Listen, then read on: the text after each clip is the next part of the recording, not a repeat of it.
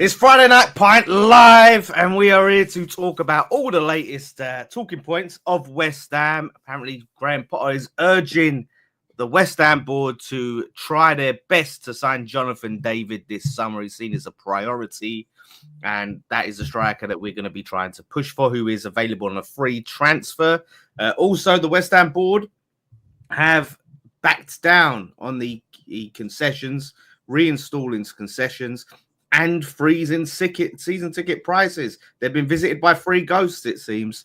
But we'll also be talking a bit more about the Leicester game and just the conversation that came around it in terms of the entertainment factor and style of football that seems to have caused some sort of debate online. But I'm here with Ryan and Scott. Ryan, always great to have you back. See your face in that lovely room.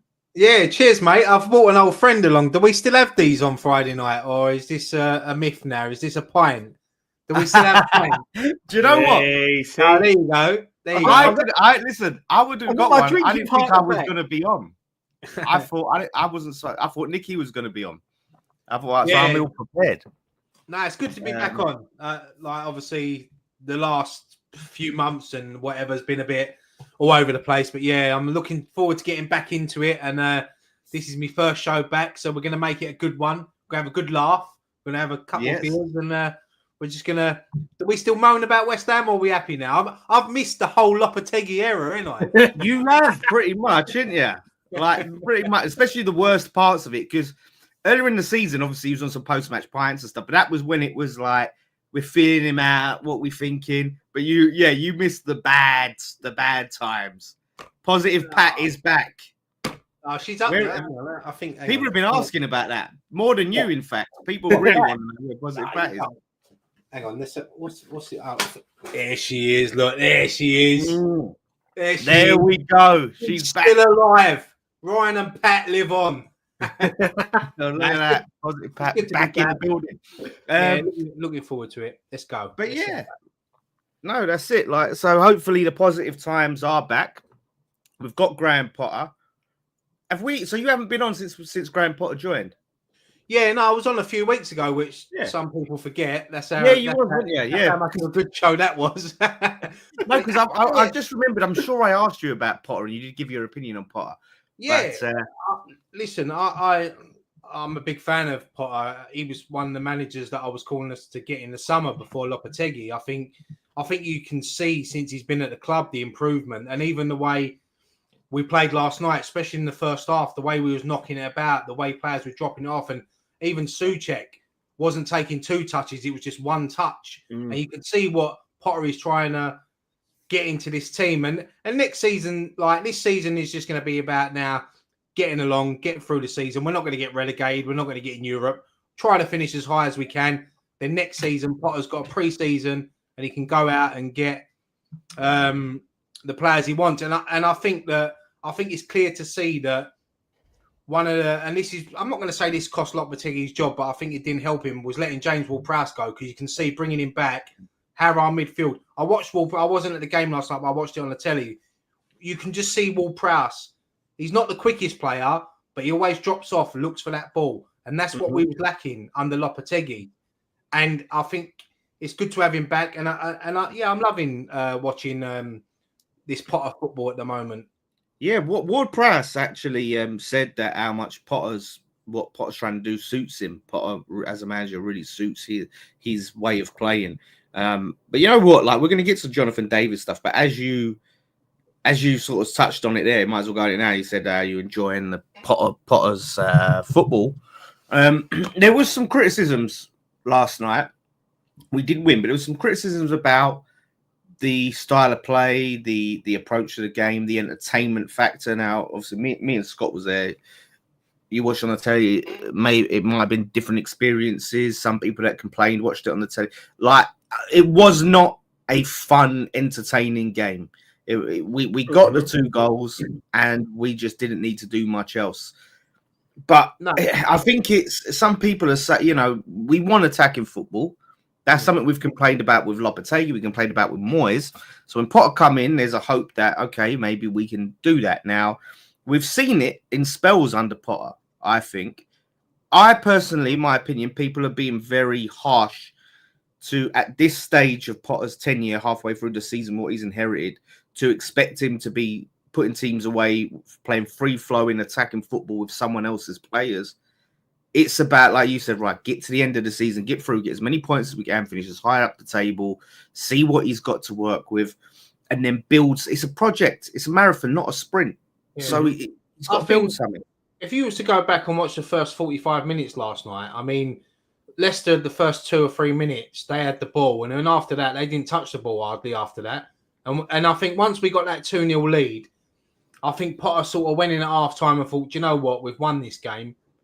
And he wasn't, and you could see that how we sat back in the second half. But if we went, and you see when he made the 3 substitutions after, 60, 65 minutes, he just wanted to see out the game. Because for Potter, it's about getting the win, getting the 3 points, and keeping the clean sheet. And I think the week, like with Arsenal away, which was a great win, great performance, and then to get the 3 points at home to Leicester, 6 points in a week, 2 clean sheets. As a manager, that's what you want. And I can see what people are saying, why they're complaining, but I thought the first half, when you watch it back, we actually played some nice football. One touch, Kudus, he was switching from left to right. Bowen was dropping in. Souček was looking for it. Ward-Prowse was just sitting in the centre circle, looking for that ball to spray it out wide. And I think that once Potter gets the players in that he wants, because he's come in and he's been given the tools, but they're not the tools he's bought. So he's got to work with these until January. Obviously, he brought in Ferguson in the January window. And I thought last night he was unlucky with his chance. He took 1 too many touches. If he'd have hit that on the second chance, he would have scored. But that's just a player that he's lacking confidence. But I mean, I thought, and one thing I want to mention as well, and I didn't know this until today when I read it, when Souček scored last night, I noticed that he didn't do his usual celebration. And I thought it was just because he thought maybe VAR was going to get involved, but it was out of respect for the Leicester owner. That was class. With a helicopter thing, because I didn't know that. And when I read it today, that just shows a lot of respect for Thomas Souček for doing that. Mate, it's the measure of the man. Do you know what I mean? He's such a nice guy. He comes across such a nice guy. He's one of the old-fashioned type footballers who interacts with the fans, who gives their all for the shirt and for the club, and it's so good to see, so refreshing to see. And with the amount of modern-day footballers the way they are and disconnected from the fans, and they put on a front to in front of the camera, that type of thing. But behind the scenes, they don't want anything to do with fans. It's refreshing to see, and that's a massive respect for him to do that, and he actually thought about that going into the game. Do you know what I mean? It shows the measure of the man that he thought that, okay, I'm not going to do that because of what happened. And that's a lot. It happened so long ago, you would, forgive him for being oblivious. And I don't think he was even a West Ham player at the time. Fair credit, model professional. It's mad that night, because I know we're going a little bit off subject here, but me and Scott was at that game, and me and Scott were doing the fan cams after, and we remember the helicopter going over our heads and landing in the stadium. And then when we walked back to the car, we see all the fire engines and police. Do you remember, Scott? We didn't know what happened. And then it was a tragic incident. But fair play to Souček. As you said, he's looked into that. He wasn't at the club at the time, and it's a mark of respect. And And Dobster here was obviously a Leicester fan. He said last night wasn't a test at all. West Ham couldn't be judged on that. Didn't break a sweat. Our club is rotten. Players lacked effort and desire. They definitely look like a club that knows they're down a team. It was only we see it, Scott. It was only Vardy and the goalkeeper that went over and clapped the fans. The rest of the team straight down the tunnel. I mean, obviously, last night I watched it on telly, and the cameras panned into the Leicester fans at the end, and fair play to them. They're not having a great time, but they were there supporting their club last night and getting behind the players. And it's a tough time for Leicester, because they said it on commentary last night. You think in the last 10 years what they've done, winning the Premier League, the FA Cup, you offer that to any Leicester fan, they wouldn't change that for anything. But no.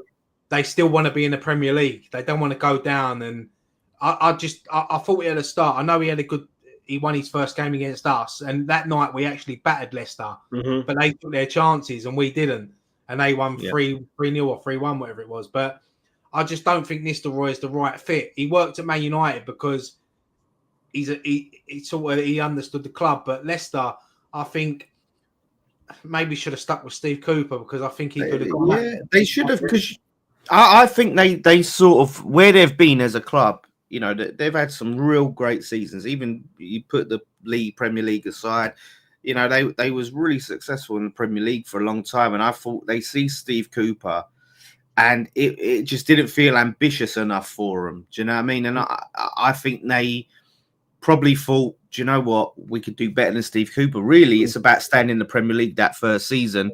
Van Nistelrooy, I'm not going to write him off as a manager, so to speak, on this bad fit. Like, for them as a team that needs to fight relegation, you're getting a guy with very little managerial experience, who's a sort of a newer manager. Obviously, he's got some over in Europe, and then that little stint at Man United. He's not the sort of manager you bring in a relegation scrap. No. And like Ryan said, you've been better off just keeping Steve Cooper. Yeah. They obviously hired him on a hire because he done well at Man United in that short stint, and obviously they thought bringing him in, you know, it'll lift the crowd and lift the players. But yeah, I mean, when I looked at Leicester's players last night, they've got good individual players, but they just don't work as a team. And you could see, like, they looked nervous from the beginning. I mean, they started well. I thought the first 5 minutes, they looked well. They had a shot on target.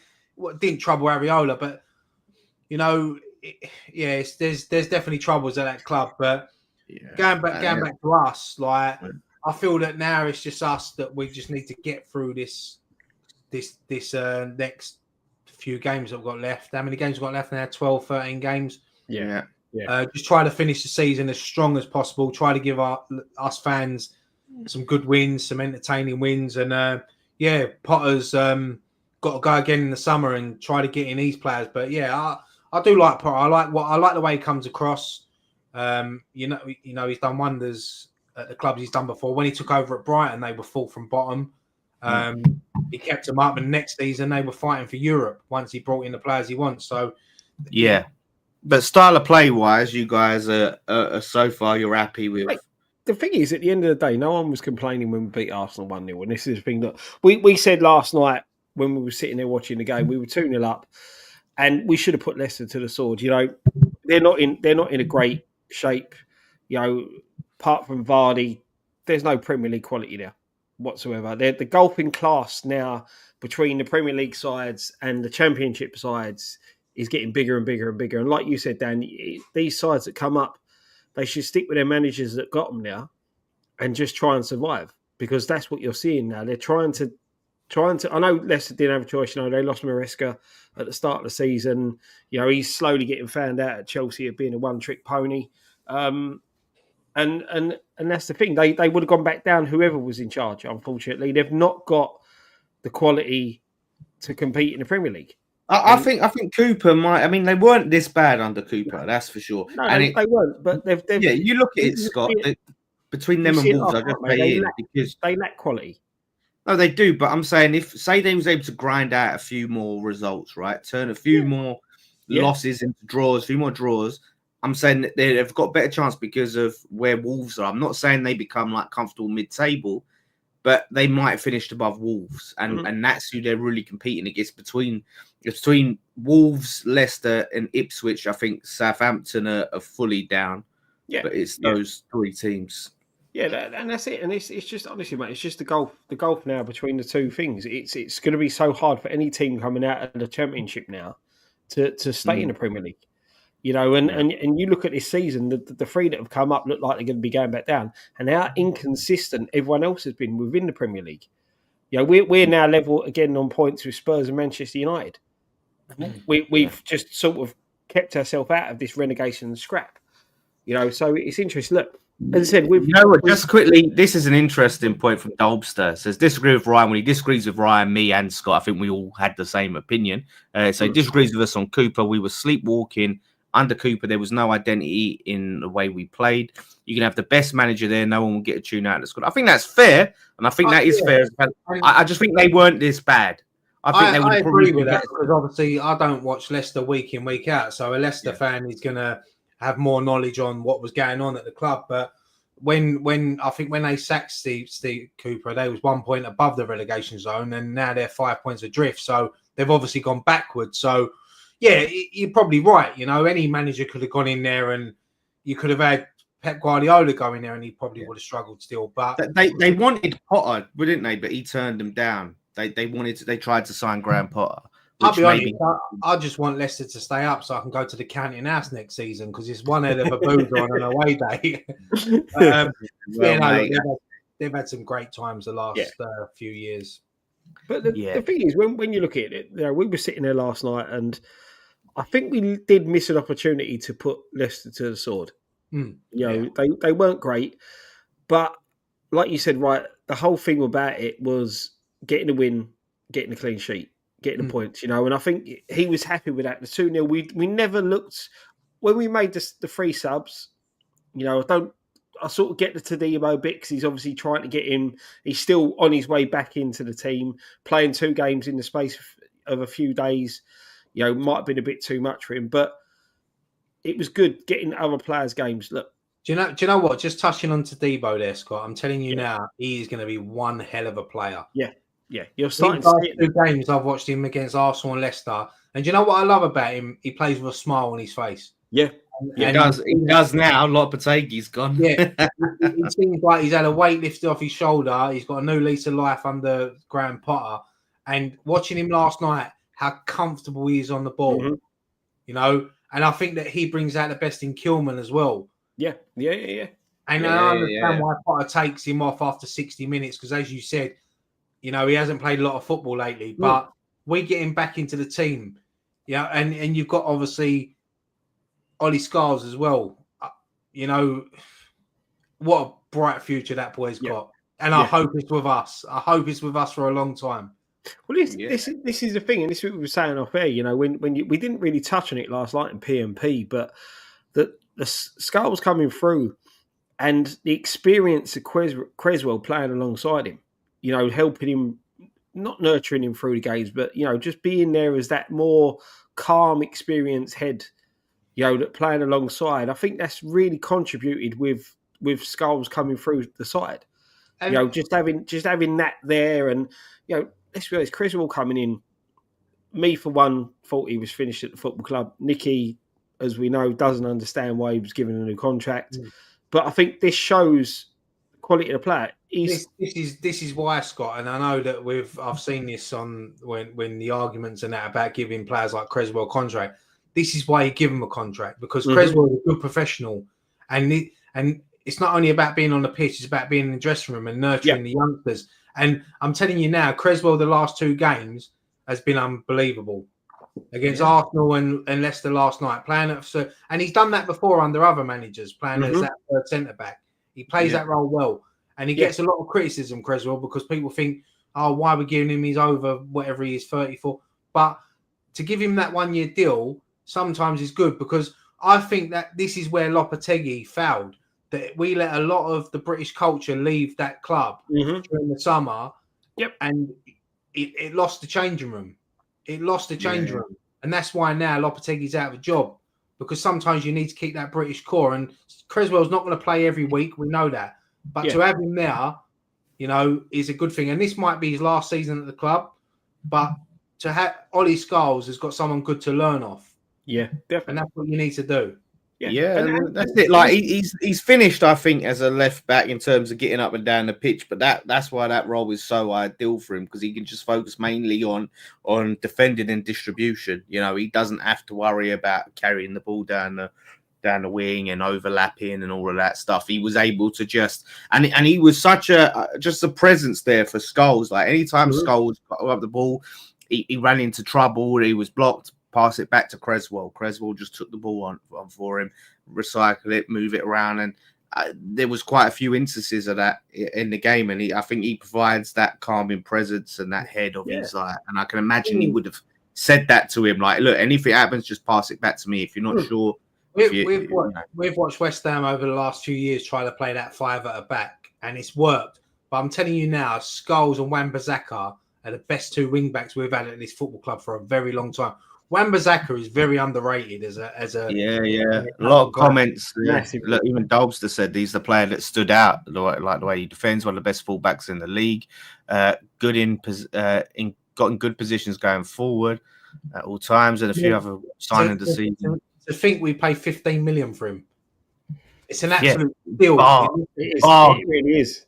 In this day and age, like, he's been unreal, and I've always been impressed with him. I always, all right, he's had a couple of moments since he's been at the club where he's lost the ball, but going forward, you know, even you see his ball like against Arsenal last week for Bowen, like the work rate. Mate, I was on a stream with a couple of Man United fans earlier, and I had to call them out because I said to them, you guys, when we signed him, you guys told me he's a good defender, good 1-1 defender. He's terrible going forward. He offers you nothing going forward. And they had to eat some humble pie today because his stats going forward are much better than Dallo's, who the guy that they all said was better than Wan-Bissaka. And going forward, he's doing brilliant. He's getting goals, he's getting assists, but not just that. He's just been a positive impact on an attacking point of view. I don't know if you noticed it last night being at the game, but I don't know if you watched the replay. But do you know that chance when Ferguson missed it? Yeah, that was up on the other end. Yeah. If you watch that back, right, what was that about the 75th, 80th minute, something like that? Yep. You watch the determination of our players to get forward. Soler, I mean, I don't know where that pace come from him, but he literally run from our 18-yard box, sprinted past Leicester's midfield, and he was there. Either Bowen could have played him in, or he chose to play Armstrong in. The determination, and this is what Potter is installing them. You know what I mean? He's saying to him, you know, we need to get up there. And honestly, when you watch it back, there was like 4 or 5 of our players sprinting forward to try to get that third goal. Yeah, and the thing is, the mad thing is, I said this to Dan. He tried to play in Ferguson, you know, because obviously Ferguson's, looking for confidence. But Soler for me was the ball. That was the ball. I felt sorry for him. He made that run, and what a great run it was. Oh, I bet he was fuming inside. Ferguson took one touch too many. Yeah, the first touch, and then hit it. He took a second touch, which gives the Leicester, and it was a great block. It was a great tackle by the Leicester defender. Yeah, but Ferguson should have took it on a second touch. But look, he hasn't played a lot of football. He's only young. He's lacking in confidence. But he'll get there. He looks like he's going to be a decent player. Hopefully with us, and he don't go back to Brighton. But yeah, no, it's looking up. It's looking up for West Ham. I mean, we've had some tough times this season. There's been games where I've watched us. And even under Potter, there's been some bad performances. Brentford at home, Palace at home. But there has been a lot more spark in the last few games. And the Arsenal win last week was, I don't think anyone was expecting us to go to the Emirates and win. But I did predict it on the preview. I will say that. Now, I'm not going to say I was fully like, yes, we're doing this. But I did feel like we'd at least get a draw there because of their I knew that we would probably go back to that back five, would be structured, organised, and their attack is right. I didn't think we was going to win, but when I put the game on and I was watching it, after 15 minutes, I turned around to my missus and I went, we're going to win today. I said, because when I've watched Arsenal this season, the first 10, 15 minutes, they come out and they right at teams. I said, they can't work us out. They can't break us down. I said, if we nick a goal, we're going to win this game. When we got that one just before half time, I said, that's it. We're going to win this now. 100%. Even when we brought Mavropanos on, I was still confident that we're going to win this game. With Mavropanos as well, I'm more comfortable with him in a back five than you know, in a four. Like, I'm just more. There's more cover there. Do you know what I mean? If he does go wandering and there's more sports. That's what I said to you last night, Dan. When he's in that five, it gives him that opportunity to go there because there's players behind him covering him. You know, this is the thing. In the four, he can't really do that, and he's not. That's why he gets found out so much. I think in the five, he's got that. The other players around him in that back five, and you know, the best. I think the mistake Potter made against Brentford was when he reverted back to the back four. You know, the back five, we look much more comfortable. There was a little smattering of booze when he come on last night. Yeah, I thought it was out of order. I don't get booing your own players. You know, it's not right. I've never been a fan of that, booing your own players. It's it makes no sense. You want your players to perform, and imagine him standing on a touchline waiting to come on, you hear a chorus of boos. He's a professional. He gets on with it, but it must hurt. Especially he's not playing poor on purpose. He's not doing it. You know what I mean? It's just that's just what it is. I think we need to be as fans classier than that. Do you know what I mean? People come through our club, wear our shirt. We give them the support they need. If they're not good enough, well, then they're going to end up out the door, and we can criticize. But I just think we're supposed to be that 12th man. Yeah, I thought that was poor. But it weren't like the majority. It was a smaller man. Yeah, it was. Yeah, but the thing is, though, when the two he's coming against Arsenal, did all right, and he come on last night, did all right. You know, and that's the thing, and he's part of the squad, and we should be getting behind him, not looking to boo him. And look, for me, as I said, I don't get it. I don't agree with it. I don't get it. Look, people are entitled to their own opinions, and that's how I look at it. You know, in the day and age that we're in at a minute, your freedom of speech is a highly sought after thing. So if you want to boo him, that's your choice. But for me, I just don't get it. Really no. 100%. Sharky had a question here. Do you think that Bowen should have been credited for the second goal? As much as I would say yes, I would love to say yes. It was one of the most. He was tried to cross it. It was an own goal. It was. That's what it looked like for the replay, right? For me, it looked like he's tried to nutmeg the player and give it to Kudus because Kudus was coming in. Yeah, and as a striker, you want to claim it, but. Yeah, I think that's an own goal. It was, it must have been just on target for it to be credited to him. It was perfect timing when we scored because, just before half time, it sort of sealed the game. Because if Leicester would have got one back, it would have been a bit squeaky bum time. That's what Graham calls putting in the corridor of uncertainty there. Anything can happen. That's it, mate. That is the thing. And how many times do we see it in them positions that we don't put it in that corridor of uncertainty? It's what you got to do. And that's what I noticed. Like a few of the players were doing yesterday. Kudus done it a couple of times. Souček, when they get down the flank, they just whip it in as low as they can because you never know. Never know, and that's what we didn't do a lot of under Lopetegui. No. And the thing is as well, you can see that we haven't really got a target in there in the middle because there was a lot of times, especially in the first half, the ball's out to Scholes over the other side to Wan-Bissaka, and they've got opportunities to whip the ball into the box. But because we've got Kudus and Bowen, who are both not natural forwards, and they're not going to really out jump the Leicester centre halves, we come back a bit and look to play it around. And that frustrated me a little because I'm thinking Souček needs to get into the box, but he's dropping deep to get the ball. And I thought in the second half, that's why we probably could have done with a focal point of Ferguson a bit sooner, I just see someone said there, I retweeted it earlier. I think Paddy Power actually paid out for Jared Bowen's goal last night. That's why you should always bet with Paddy Power. There you go. They give you everything. Other betting companies are available. They don't pay out. No, they don't. Shout out M5 Hammer. It was great to meet you last night, mate.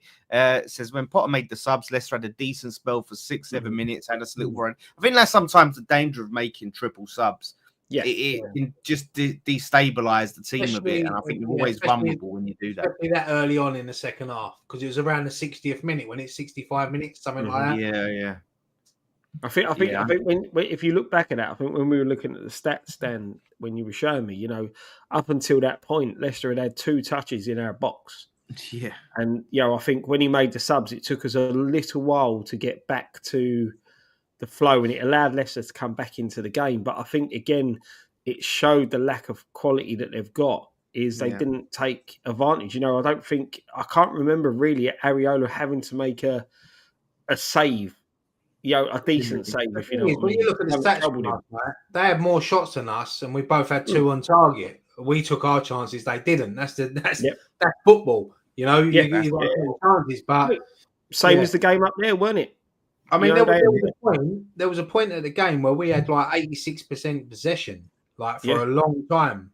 and they couldn't get the ball off of us. So I can see what Potter is trying to install into this team, but I think we need a couple of other players, well, a few more players added to this squad in the summer. And I think next season will be, touch wood, an exciting season for West Ham. Yeah. Shout out to Steve WHU Bell, one of our illustrious mods, for super chat. Thank you very much, Steve. We appreciate it, my friend.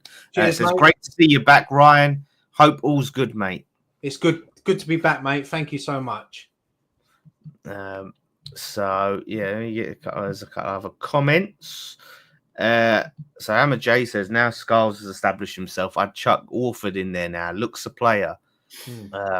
I think maybe some more chances off the bench. I think in terms of readiness, I don't think he's quite where Scarles is yet in his development. But yeah, he's definitely potential there. And I think now is that easing him in a bit more, giving him them appearances off the bench, and hopefully, he gets his chance. The thing is with Scarles, he's made it now. He's going to be our first choice left back for a long time now. I think. Yeah. He might go in and out for the rest of this season. You might see him dropped for a couple of games, but going forward, he looks solid. I like him as well, and he's obviously he's come through the youth academy, and we love seeing. We love it, yeah. Players come through, and I think under Potter you will see a few players. And we went to the final last season, was it, when we beat Arsenal at the Emirates? Yeah, who was it? Me, you, Scott. Season before, wasn't it? Yeah, and it was the season before, and yeah, it was. There's so much talent in the youth department, and that's what I'm really excited for in the summer, to get some of those low knees back. And to see once Potter has a look at them, who's going to be put into the team. You got Potts out doing wonders, and Earthy as well, and Earthy's on loan. Is it Bristol City or Rovers? It's Bristol City, isn't it? Yeah. And they're raving over him. I watched him the other week. He scored the winner in a game. It's exciting that if Potter can sort of get these players back from the loan spells and have a pre-season with them and give them a chance, we might see a couple of these in the first team next season.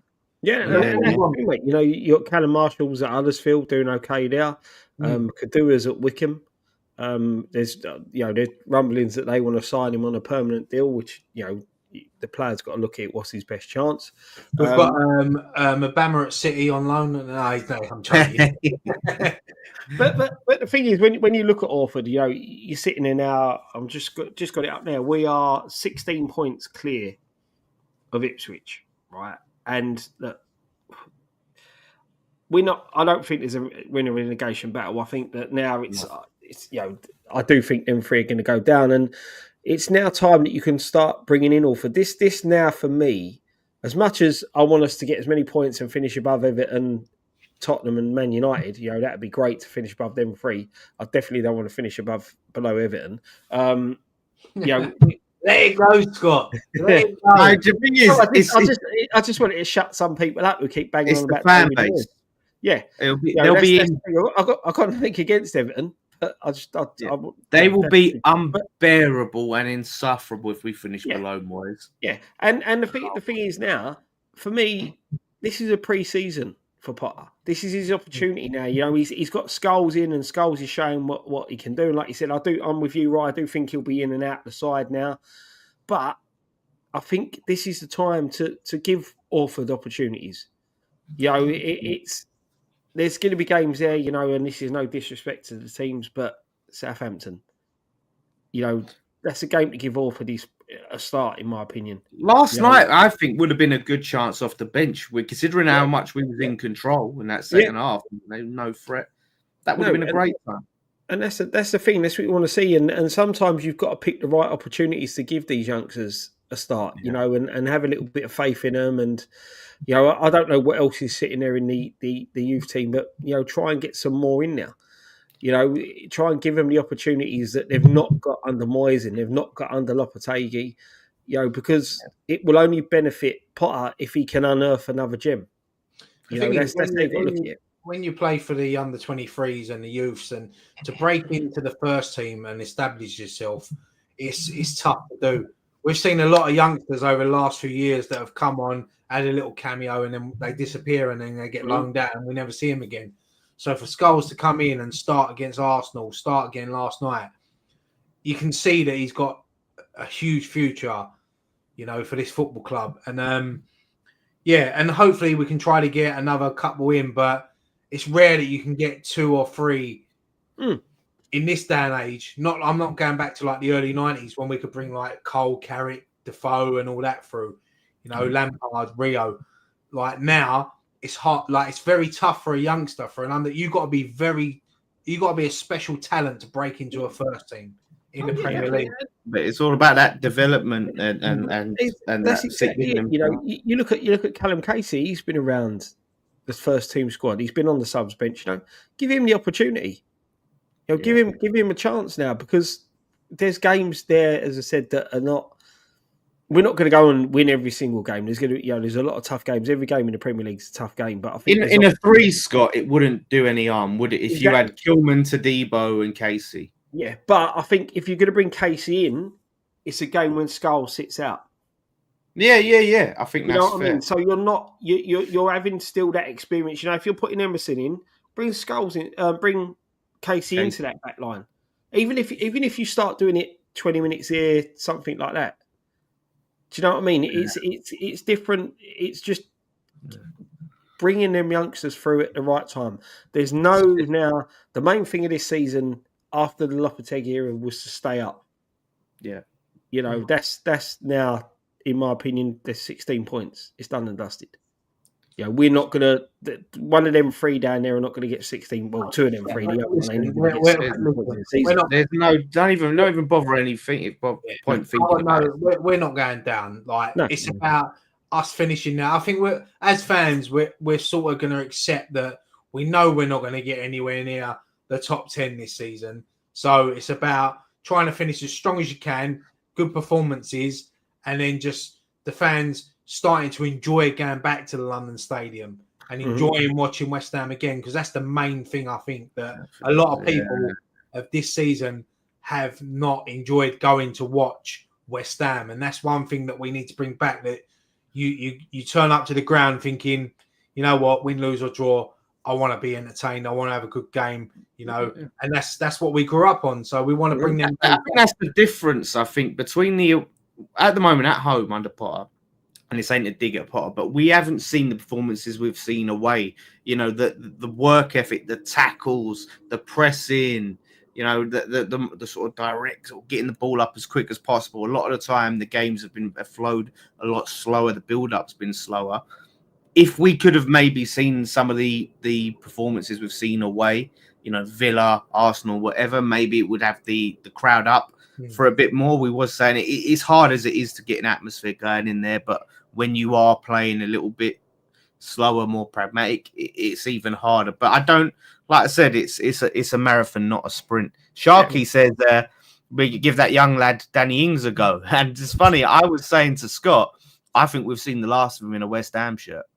I'd be very surprised if we see him again this season. I'll be honest, when I was sitting there last night, the way the game was going, I thought Ings might have suited it better than Armstrong when he come on. Ferguson. I don't know why I keep calling him Armstrong. Yeah, keep calling him Armstrong. We were linked with Armstrong, weren't we? Before he went to Southampton. Ferguson. I don't even know. I said that to someone earlier, and he looked at me like, "Who the fuck's Armstrong?" And you said that earlier on the show as well. Yeah. I need to give up this YouTube lark. But Ferguson. I just thought Ings maybe might have suited it a little bit better last night. I agree. I think this will be definitely his last season in the West Ham shirt. Yeah. But do you think? Like I was saying, I don't know. I don't think he'll play again. I can't see, unless like Ferguson gets injured or something. I'd be very surprised to see him this season. I think he might have bit parts this season. But he won't feature as much. But I'll be honest, from what I've seen of Danny Ings this season when he's come on, I thought he's actually done all right. I can't criticise him, because I sort of feel sorry for him, because he's at that age now where he wants to be playing week in, week out. I think you might see him maybe drop to the Championship and just play. I still think he can cut it in the Championship. Put him in. Put him in that Leicester side last night in playing in the Championship. He'd fit. Yeah. Listen, I think he's going to have to take a wage cut. And it's Well, the thing is, I forgot about Fulkrug. We've got Fulkrug to come back. Ferguson looks like half a Fulkrug to me. Time will tell. Yeah, like I was saying to Scott, like so far, what I've seen, it's still early doors of Ferguson, but the jury's still out on him for me. But I'd like to see is the real deal. I'd like to see Ferguson / Armstrong start a game. Yeah, that's going to be the real test. Yeah. Starting, it's hard, isn't it? Coming off the bench. The thing is, and this is, it's what happens in that summer. It's like you said, whether Ferguson does come in to get his chance to get into the starting 11 and make an impact, and how he does. Full crew coming back. Dan was saying, we were chatting yesterday about it. The link-up play that he has. His link-up play is very, very good. And with the players like Kudus, who I was a bit surprised got brought off last night because he could do with a goal. Bowen, Somerville when he's back as well, and Paquetá. The build-up plays really, really needed. And Fulkrug will win a link probably a bit better than Ferguson with them players. Yeah, the thing is, Scott, I can see why he took Kudus off last night, because Kudus looked the last two games, especially at Arsenal, has worked hard. And he looked a bit leggy. Is that still a saying in football? Leggy. Leggy. I know what you're talking about. That's all that's missing at the minute. He just needs a goal, doesn't he? He just needs to get a goal, and I think he'll slowly get back to his usual self. Yeah, he's working hard. I agree with you. He just needs that goal, that little bit of confidence. We want to see him getting that chair out and him sitting on it celebrating. That's it, mate.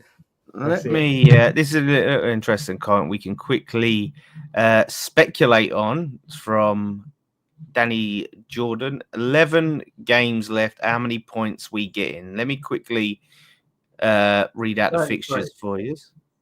Yeah, I'll tell you what, that would be lovely. But we got like Barrel Voldemort there. Quick maths that was. Wait, how many did you say? 33. Yeah, 33. Yeah, that's you're spot on. That's accurate. Yeah. Good night, boys. I've done my maths. So of these 11 games, right? So you try and remember what you can. But Newcastle. Do you know what? I'll go through the games. Mm-hmm. And then let's all guess to predict the result, and then we'll see how many points that we've got, right? Newcastle at home. Ooh. Part of me feels like a draw on that one. Newcastle were very hit and miss, and it depends if Isak is available. It depends. We're not sure. Newcastle is, don't forget, they've got a cup final coming up. Yep. Yeah. But now their season might start focusing on that, thinking, we've got Liverpool in the League Cup final. Players don't want to get injured. Players don't want to miss out on a big day. So when we playing them?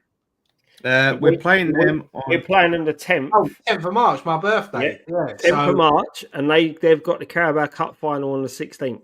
Yeah, so you could see a few. So home win. Right. It's a tough one because they still want to get that Champions League, don't they? They still want to get in that top four, but I'm with you. I think their focus will be more on that Carabao Cup final. I think my mate Mick sent me a message earlier. We only play twice in March. Yeah. That's mental. And it's a space of 5 days as well. Yeah. Newcastle and then Everton. Yeah. Are you saying 3 points, Scott? Do you know what? I fancy us. I don't know why, but I think they're going to be focused on that cup final, and I think we'll nick that one. I'm going to be a little bit conservative and say a draw. We just this was our first back-to-back league win in a year, so the idea that we get 3 on a spin, that's I don't know. I'm going to say 1 point. So then Everton away. I'm just going to go straight off the bat.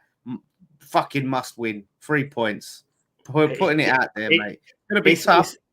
It's a must-win, mate, but it's going to be a must-win for David Moyes as well. So I've got a feeling that's going to be a draw. Is it a must-win for David Moyes? I think it's more of a must-win for us for our fan base than it is for. I don't think. Do you think it's that big a deal to Moyes? Yeah, of course it is. Winning any game. I'll be totally honest with you. I think with Everton being at home, their last season at Goodison, we know what it's like. People big occasion, Moisey. Well, I could see us maybe fucking losing that game. Oh, right. I'll be honest. As much as I'd hate it, I could see it happening. I could see it being one of them fucking nights where they just get one over us, and we know what it's like with the running last few games left at your ground. I don't know. I'd love to see us get a win, obviously, but yeah, I could maybe see Everton nicking that one. Mm-hmm. Right, Neil. I said a draw on that one. Draw. Yeah, I mean, I could probably lean towards a draw. I just need to manifest that. Wolves away. I fucking hate this fixture. The amount of times I've been there and seen performances ever. Sometimes with you, Scott. But this what? I think I've only ever seen us win at Molineux once, and that was when we played them first game of the season and we won 2-0 and Mark Noble scored a weldy. Like, I don't think I've ever seen a score at Molineux. No. But we did beat them there last season, didn't we? Was it last season we beat them? Yeah, when we got that controversial, when they had the goal ruled out of VAR, didn't they? When Ward-Prowse scored straight from a corner. Mm-hmm. Yeah. Listen, Molineux is a great ground and the home fans are unreal, but the away end, I hate it because they spread us along the bottom tier and you can't create an atmosphere. No. It's a good view. You get a good view of the game, but yeah, it's not the greatest. Oh yeah, it's a beautiful view. As I said, I love Molineux. It's a beautiful stadium. Yeah. Wolves fans are great fans. You know, they make noise all game and they're great fans. But yeah, it's for away fans, it's not great. Right. What are you saying? Right. What, for Wolves away? Yeah. I think that's a game we can win. I fancy us to go there and win. Wolves ain't great. They've got some good players. They've got good individual players there, and I think they're going to lose a lot of players in the summer. But yeah, I'm going to go for a win in that one. We have been decent away from home, Scott. Yeah, I think we'll win that one as well. I think we'll just be a bit too much. Their striker's in a good bit of form. He's a decent centre forward. So, but yeah, I think we've got enough to nick that one. Bournemouth at home. I'm away for this one at a wedding. What are we saying? Tough one. Bournemouth have really impressed me this season. Really, really impressed me. I like watching Bournemouth. I think their manager has got a big future. I can see him going to a big club in the next few years. No, I'm not saying Bournemouth ain't a big club, by the way, but I mean like a top-level club. Yeah, I like the way they play football. It'd be tough. Be a tough game, that one. I'm going to go for a draw on that one.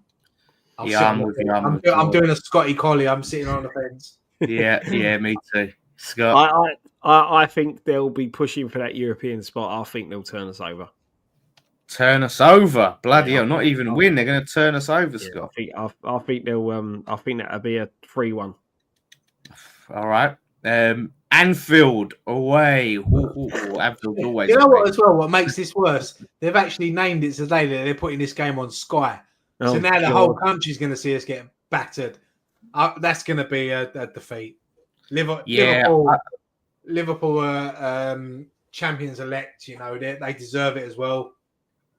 Be the best team by far this season. Mm-hmm. Yeah, we never get a result at Anfield. I think we're once in 66 years or whatever it is. I can't see anything but a Liverpool win. Right, Liverpool win. Yeah, same as I think we can be compact and play our five at the back, but unlike Arsenal, they've got the quality to break us down. Unreal. Yeah, I'm with you, mate. The job he's done this season, mate, has been unreal. Yeah. So you're a loss as well, Scott, on that one. Yes, mate. Yeah. Southampton at home. Come on, lads. Come on. Yeah. I'll go for a win on that one. We got to win it. You know what's going to happen, don't you? We're going to turn over Liverpool and get beat by Southampton. Classic West Ham. That's the famous West Ham way that we all want. Yeah. Oh, Brighton away. Not usually a happy hunting ground. Yeah, we did break I was at the game last season when we beat them 3-0, and it was the first time we beat them. And it's a tough place to go for us. We don't travel well there. It's a great day out for the away fans, Brighton, but I don't know. I'm gonna go for a draw on that one. I'm gonna go for a loss. I think they're chasing Europe. Yeah. Yeah, they're mixed. Do you know they're what a funny team, Brighton, isn't they? Because like one week they look like world beaters, and the next they'll go and get beat 3 or 4-0 somewhere. Like, and I think that inconsistency is going to carry on. And do you know what? I think that with the loss to Bournemouth, the fact that we should beat I think we will beat Southampton. But I fancy us to nick it at Brighton. We'll win. Yeah, I think we'll nick a win. What did you say again, Brian? I said a draw. I'm making a note of this thing so I can add it all up and see what we've got, and I'll save this. Oh, you said I remember being there for that game last season against Brighton, and it was just surreal because they dominated and we had 3 attacks and beat them 3-0.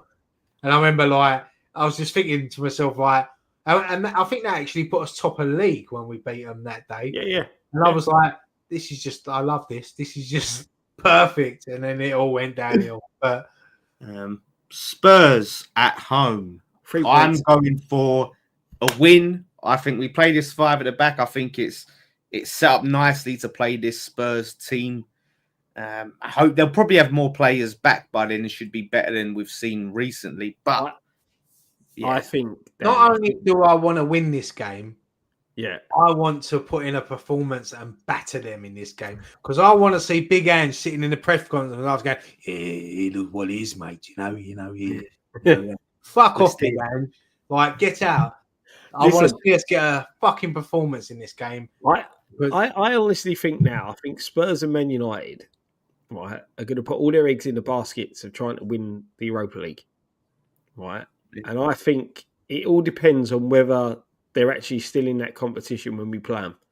Because I think if you think about it, how bad a season them 2 clubs are having, potentially one out of 2 of them could still qualify for the Champions League by winning the Europa League. Yeah. And they could both end up with a trophy.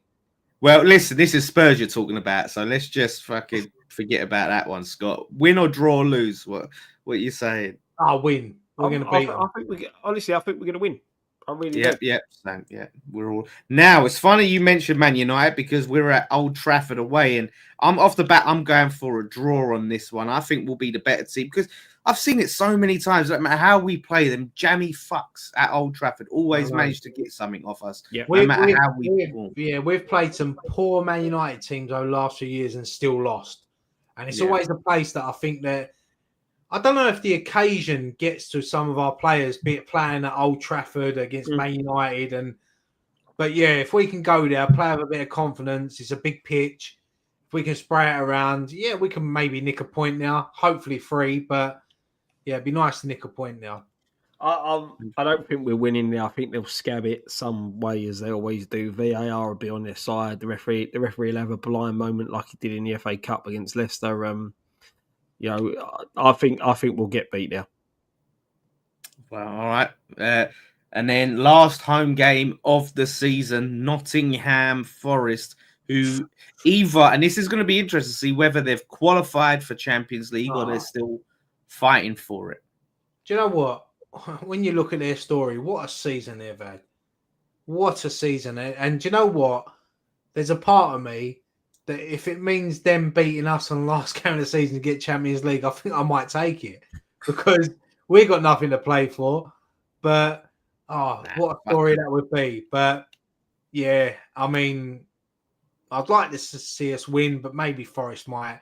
It depends what they're going for. If they can't qualify for the Champions League or anything, then maybe we're in last home game of the season. Everyone's out on a piss up. Everyone wants to get to the fan zone after and have a good piss up. But if they're going for the Champions League, then Forest. I mean, I was there this season. The one away game I've done this season, we got battered there, and they were good. And I've watched a lot of Forest this season, and they're a decent team. They've got them like odd performance in them though, where they just drop points against teams they're expected to beat, aren't they? Like they're weird like that. Yeah, they're always going to have that because they're sort of when they get 1 or 2 injuries, it's going to sort of affect them. Where like if Liverpool get 1 or 2 injuries, they've got quality to come in. Yeah. But when Forest have got their fully fit 11, they've got a player out front, Chris Wood, that can score goals. They've got a midfield that work hard. They've got a solid defence. And honestly, I would love to see them get in the Champions League. And it's funny because it's like when you pick up the newspaper and you look at the league table, it's like looking back at the 1980s. Liverpool top with Forest chasing them for the top four and the title. It's great, and Villa as well being up there, and Villa being in Europe. So it's good to see, because the last 10, 15 years we've had the same teams up there all the time. Yeah, it sort of gets boring. But now you got Villa knocking on the door, Newcastle, now Nottingham Forest that have come from nowhere to just get out there. And I'm glad. It's nice to see. It is nice to see. I wish that was us. I wish we was knocking on the door of the top four. But that'll be next season. I think that's one. I think it's whether they've still got anything to play for. I think by that time we'll be on our holidays. Unfortunately, last home game of the season, I'm going to draw. You're going to draw. Yeah, I've seen us lose a lot of home games of the season in my time. Finally, last game of the season, Ipswich away. We turned them over, was it 4-1 or something? Yeah, at home. That's another one, isn't it? Because they could be battling last day of the season to stay up. So it's a tough one. Yeah, I don't know. I'll go a draw. When I don't know, I say draw. I think even if they are battling to stay up, I think the occasion will get to them. I don't think they've got that that mental strength, the way their season's gone, to get over the line if they need to, and I think we'll just end up nicking a 2-1 win now. Tell you what, though, what a player that Delap is. Oh, great player. Great. And do you know what? I like the look of Hutchison as well. He ain't a bad player. Yeah, Ipswich are a good club, good family club, so it'd be nice to see him stay up, but yeah, maybe that it'd be too much for him. And we could be the ones that relegate him on the last day of the season. Yeah. I think they'll probably be down by then. I think they'll probably be relegated. I think it'll be decided. Let me quickly share this with everyone. Then this is the tally, and I will show you. And I've added it all up and everything, so we can see how many points. Well, Dad's been doing maths while we've been sitting here. Yeah, I have. Carol Vorderman myself. There we go. Oh. So the grand total is, so I've predicted we'll get 18 points out of 33. Ryan, 16. Scott predicted 20 points. And I've seen Scott do previews for the last 10 years, and he would have us winning the league every season. I don't think he's ever predicted us to lose a game before. Yeah, look, I have tonight. Yeah, I know. Yeah, so one off. Yeah. There you go. So we'll save this and we'll revisit this end of the season just to see how, because there are going to be some here where we're like, we're winning that and we lose, and then there's going to be the ones we predicted to lose that we'll win. We'll have to have a look back on this PMP at the end of the season, Friday night pint at the end of the season, and I'll put this in the group chat as well. I've got a relegation form on that. Oh, shit, yeah, 16 points. So that what we on now? We're on 30, aren't we? Yeah. So that would put us on 46 points. Cool. We went down on 42 1 year. Yeah. Now that looking back, you can stay up on 30 these days. Down on that many points. I know. Do you know what? Funny enough, I was watching a season review on that season a couple of weeks ago.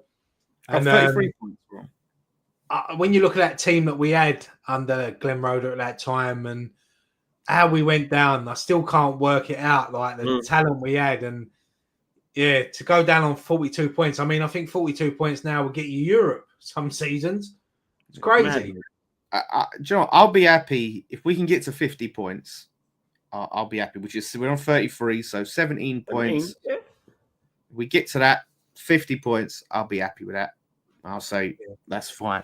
So hopefully we can do it. Like I said, but teams are so inconsistent. Like you said, you've got Spurs and Man United in Europe as well. Man United obviously in the FA Cup still. I think they might go out because they're playing Fulham. But yeah, it'll be interesting to see. Hopefully, like I said, we're going to start to get players back. Hopefully we keep them back. Summerfield full crew coming back. Potentially Antonio back at the end of the season. I'll be very surprised if he comes back. But do you know what? I would love to see him come on, even if it's for a couple of minutes. Yeah. After what he's been through, just because I think that his career maybe will be over now. It'd be tough to come back from what he's been. But do you know what? Fair play to him. He's working hard, and yeah, I'd love to see him back at some point. Yeah.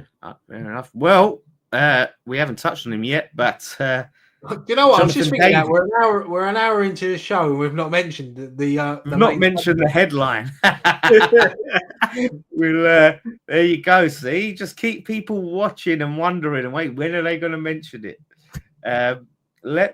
So yes, Jonathan David has been someone we've been linked with for a very long time.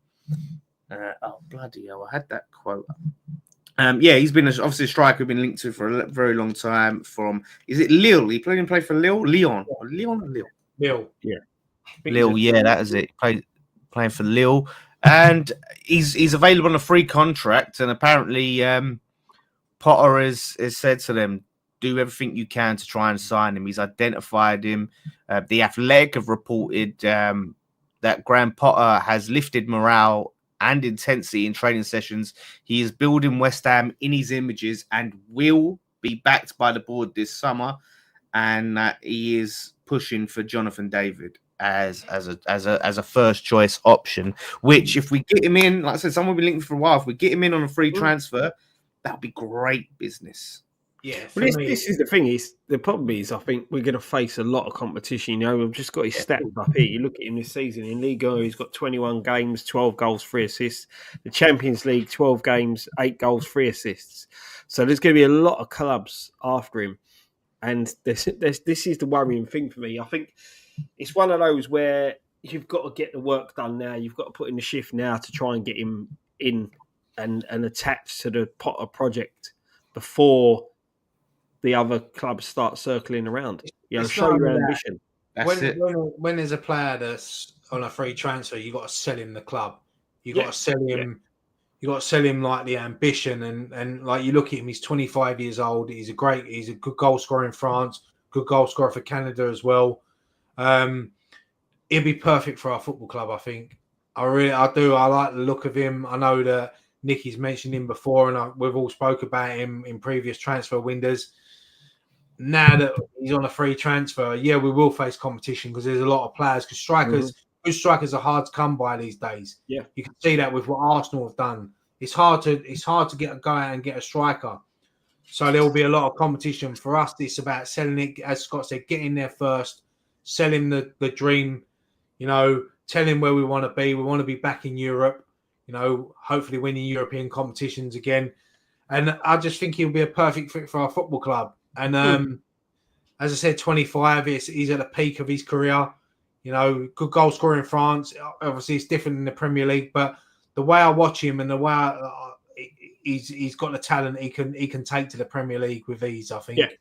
Yeah, 100%. And that's what it is. You just got to be, like Scott said, quick and decisive. Look, that he's going to know that he has options. His agent's going to know that there's options. Get in and negotiate. No messing about. No lowball bids on his for wage offers and things like that. That's the only problem you've got with a free transfer is they're going to want big wages. Yeah. They're going to want that, but then maybe don't put him on big wage. Give him a decent signing on fee. Yeah, that's where you got to be very smart and how you do the deal. But as I said, mate, I think he'd be perfect for our football club. I think especially the way Potter wants to play, I think he will suit our system so much. And if we can get that deal done, once you get one big deal done, you can get others because they'll follow. They'll look at what we're doing, and I think it'll be perfect. 100%. And look, if it's the guy that Potter wants and has identified as a priority, then that's back the man who he wants, and that's the key. Knowing David Sullivan, though, we'll probably end up with Craig David, not Jonathan David. Isn't he? I don't know if he's a Spurs fan, Craig David. No, he's Southampton. Oh, he is, isn't he? Yeah, he is. Rich West Ham is £5 super chat. Thank you very much, Rich, mate. Great chat as always. Great seeing Ryan back, and sorry to Nicky for holding our flag but up behind him and Jake Saturday. No need to apologise, mate. You're one of the regulars in here. Get your flag in there. Get your flag in. But yeah, look, a lot of people are saying better clubs than us will sign him. There are going to be a few clubs looking for strikers. Yeah, so Arsenal, Chelsea, Man United. The three clubs off the top of my head. Liverpool might be a link. Liverpool. Yeah, Liverpool. But the strikers, there's a lot of strikers out there that are being linked to these clubs. Osherman, Isak, what's the other bloody Victor? There's Victor Osherman and Victor, fucking what's his name? The other one Arsenal wanted. There's quite a few that have been linked that are higher level that will be available. So it's not like Arsenal, Chelsea, Liverpool, Man United are all going to be going for Jonathan David. There's options there. The problem we've got is that if clubs that are in Europe come in for him, obviously Jonathan David's ambition is to play in Europe. Yeah. And it's about us selling him to say, bear with us for one season, we'll be in the Europe. You know, come and join our club and help us get into Europe. It's about selling him that dream. And it's tough because you could have Champions League clubs coming and as you know, football is a short career. You want to play at the top. You want to play in the Champions League. You want to play Europa League football. You want to do that. You want to be challenging at the top of the league. So it's about selling him that dream. So we need to get him in that room with Potter and just, you know, Potter needs to just sell him that dream. That's it. And that is the key, right? Is if we have not, because the first real signing, what we should be looking at is replacing Tim Steidten, because Tim Steidten is usually that first point of contact in negotiations. Now, he was divisive. Say whatever you want about Tim Steidten. He negotiated well and got deals done. Did we replace him? Did we bring someone in that he worked with? No, we got Carl McCauley in, but he's not he's a data analyst. Okay. So he looks at the data, the numbers, and he helps inform like, okay, he's got this many touches here or whatever. But you know, Dan Ashworth is someone that has been linked. I think he's linked with the Arsenal job as well. But just someone that's serious. Do you know what I mean? Arteta ain't that bad. Yeah, well, yeah. He's honestly, I can't stand that bloke. But yeah, you're right. And whatever happens, just getting, because you know, like Potter, if he sits down with someone, he's so well spoken. He's a very intelligent bloke. If anyone's going to sell a player on this project, he can, and that's the key. Also, like what that Jonathan David wants as a personal life. You know, he's got the opportunity to live in sort of London or Essex, wherever they live, and you know, he's got obviously whatever we think of the stadium for a player. You're playing in front of 65,000 fans week in, week out, loyal fans as well. So yeah, it's a tough one, but just try to get that deal done, because I'm excited by that being linked with players like him, especially on a free transfer. It'll be a massive coup for our football club at this time. Yeah, definitely, mate. And that's it. Like you said, there is some good things around the club that you know, that can draw a player in. Like you said, playing in Premier League, being in London. You know, I just look. We've got some quality players at the football club.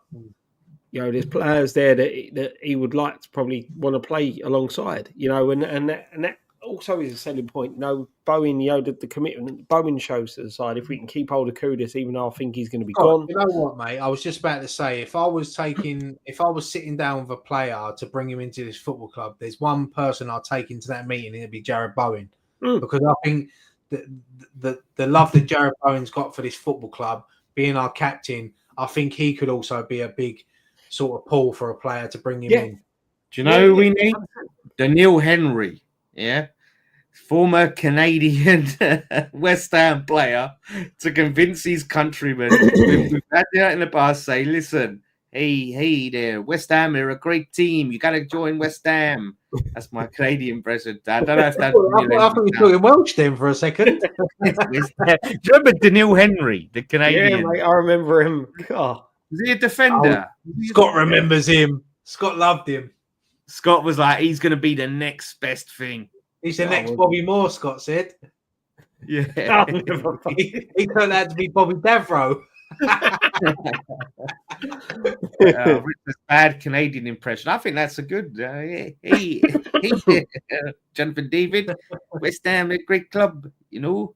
Yeah. But yeah, that because sometimes I don't know how it feels, but sometimes we've used that in the past where like players that countrymen have played in the past that have put in a good word for us. Oh, Rich is a Canadian fan. He's a Canadian person. He's like, we don't sound like. Yeah. Oh, give us the Canadian friend. Just literally insulted the whole of Canada with that impression. Canada. But all right, I do say a boot. What's that a boot? What's that a boot? Eh? What's that a boot?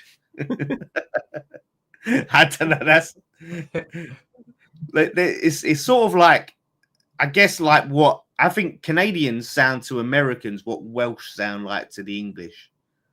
I think that's like, yeah. I get that. Spending a lot of time with Americans and a lot of time with Canadians, I sway towards the Canadians all day long because I think Canadians are just like us Brits. The Americans are too over the top. Canadians are much, and I don't want to upset any Americans if there's any Americans because I love America. I love going there, but the Canadians are better than Americans. There's a lot of Brits over there, and like, you know, they don't have to go so far back to trace their British heritage. The ones that do live there, you know. The thing is, I'll tell you the difference between the Canadians and the Americans is that the Canadians can drink. The Americans, they drink light. The Canadians can drink. Yeah. Canadian Jamaican. I've got one added to my title there because everyone says my Geordie accent. It sounds Jamaican, man. What do you mean? What do you mean that sounds Jamaican, man? I'm a Geordie, like. We're doing the accents here, but yeah. Do you know what, Rich? I didn't know Rich was Canadian. I didn't know we had any Canadians in the chat actually. So shout out. We had about 400 a minute ago, and they've all logged out. Put in a good word with Jonathan David, Rich. I tell you, we'd get a few other fans, Canadian fans, if we got him over the line. But yeah, like I think, look, as long as the club put the money up and back him, and obviously, look, he will be our first choice, but we should be prepared to not get that over the line. We should be prepared to miss out on that and have that second choice, third choice, and have them options. And if Carl McCauley's doing his data analysis, and we can hopefully find gems like they did at Brighton and find those players, we could be good. And whilst also recruiting from the youth team, bringing the youth team, like the sustainability of the project long term. Like imagine, like if we got Jonathan David on a free, we sign some gems, we recruit some youth that are ready to step up like Skulls, then all of a sudden you've got this extra money maybe to splash on a real fucking amazing midfielder or a top quality centre back, or you set like all of a sudden you're looking good. Like now Brighton are in like £74 million in the green from transfers at the moment. So if we can get to them places, I said this on another, I can't remember where I said this on another show, but if we had Brighton's success with selling and buying, right? If we had their finding gems, we'd be so much more successful because we are quite a much bigger club than Brighton. So imagine we had that model and it worked for us. And instead of signing all these big expensive players that flop, we found these gems for less and we had the extra money to play with. We'd be laughing. Yeah, definitely. You know, it's a way. Like we said, the recruitment, the way we do recruitment has to change. You know, we've got to be looking. We've got to be looking for them type of players that you see the Brightons getting, the ones that we can mould into decent players, and we benefit either way. We benefit the fact that they become good players for us, or we benefit that we get the big transfer fees. You know, you don't really want to be selling your best players, but you need to be competing in a position where you're in Europe season upon season and pushing for trophies. And the unfortunate thing is that when you've got players of that type of quality, if you're not going to do that, it's hard to keep hold of them. You know, you've got to match their ambition. You've got to be ambitious yourselves. And unfortunately, I think we were a little bit ambitious, but the times when we had the opportunities in January to probably realise that ambition, we sort of choked and didn't push on for it. And I think that's a lot of it to do with why we didn't really probably end up with more than one European trophy, if you get what I mean. Because I think the Europa League was there to be won. I think if we had signed a striker that first season, we potentially would have gone on to win it. Yeah, that season that we lost to Frankfurt, we should have won that. Yeah. We was the best team left in that competition, without a doubt. Yeah, and that's I think we come unstuck because we didn't gamble at times with signing players, and it's something that we need to work on. We've had that 3 seasons of European football. We all want that back, and I think that to sell the club to someone like Jonathan David and things like that, you need to be that ambitious and with your drive going forward and look for these gems that are going to get you in them positions. Yeah. Do you know what? Just quickly, I don't even know why it's popped in my head. Did anyone see Soufal last night sitting in the crowd? Yeah, I saw Paqueta. I didn't see Soufal. No, I mean Soufal was sitting with the fans. Oh, yeah, he put a scarf around his face and a hat on and some glasses, and he wanted to experience sitting in the. And he actually sat in with the fans, and no one recognised him. No, I feel so bad that it was that game, man, because it was dead. Oh man, no, he looked like by his Instagram, he looked like he's having the time of his life. Yeah. I suppose like he's out injured at the moment. He thought, do you know what? I'll go and sit in with the fans in the stand, and like I see him post it, and it was just like that. I love all that. I'd love to have seen him when we scored, like how he celebrated the goal and that. Yeah. Oh. Yeah, fair play. Imagine him running on the pitch and getting a lifetime ban. Yeah, I would love to see that.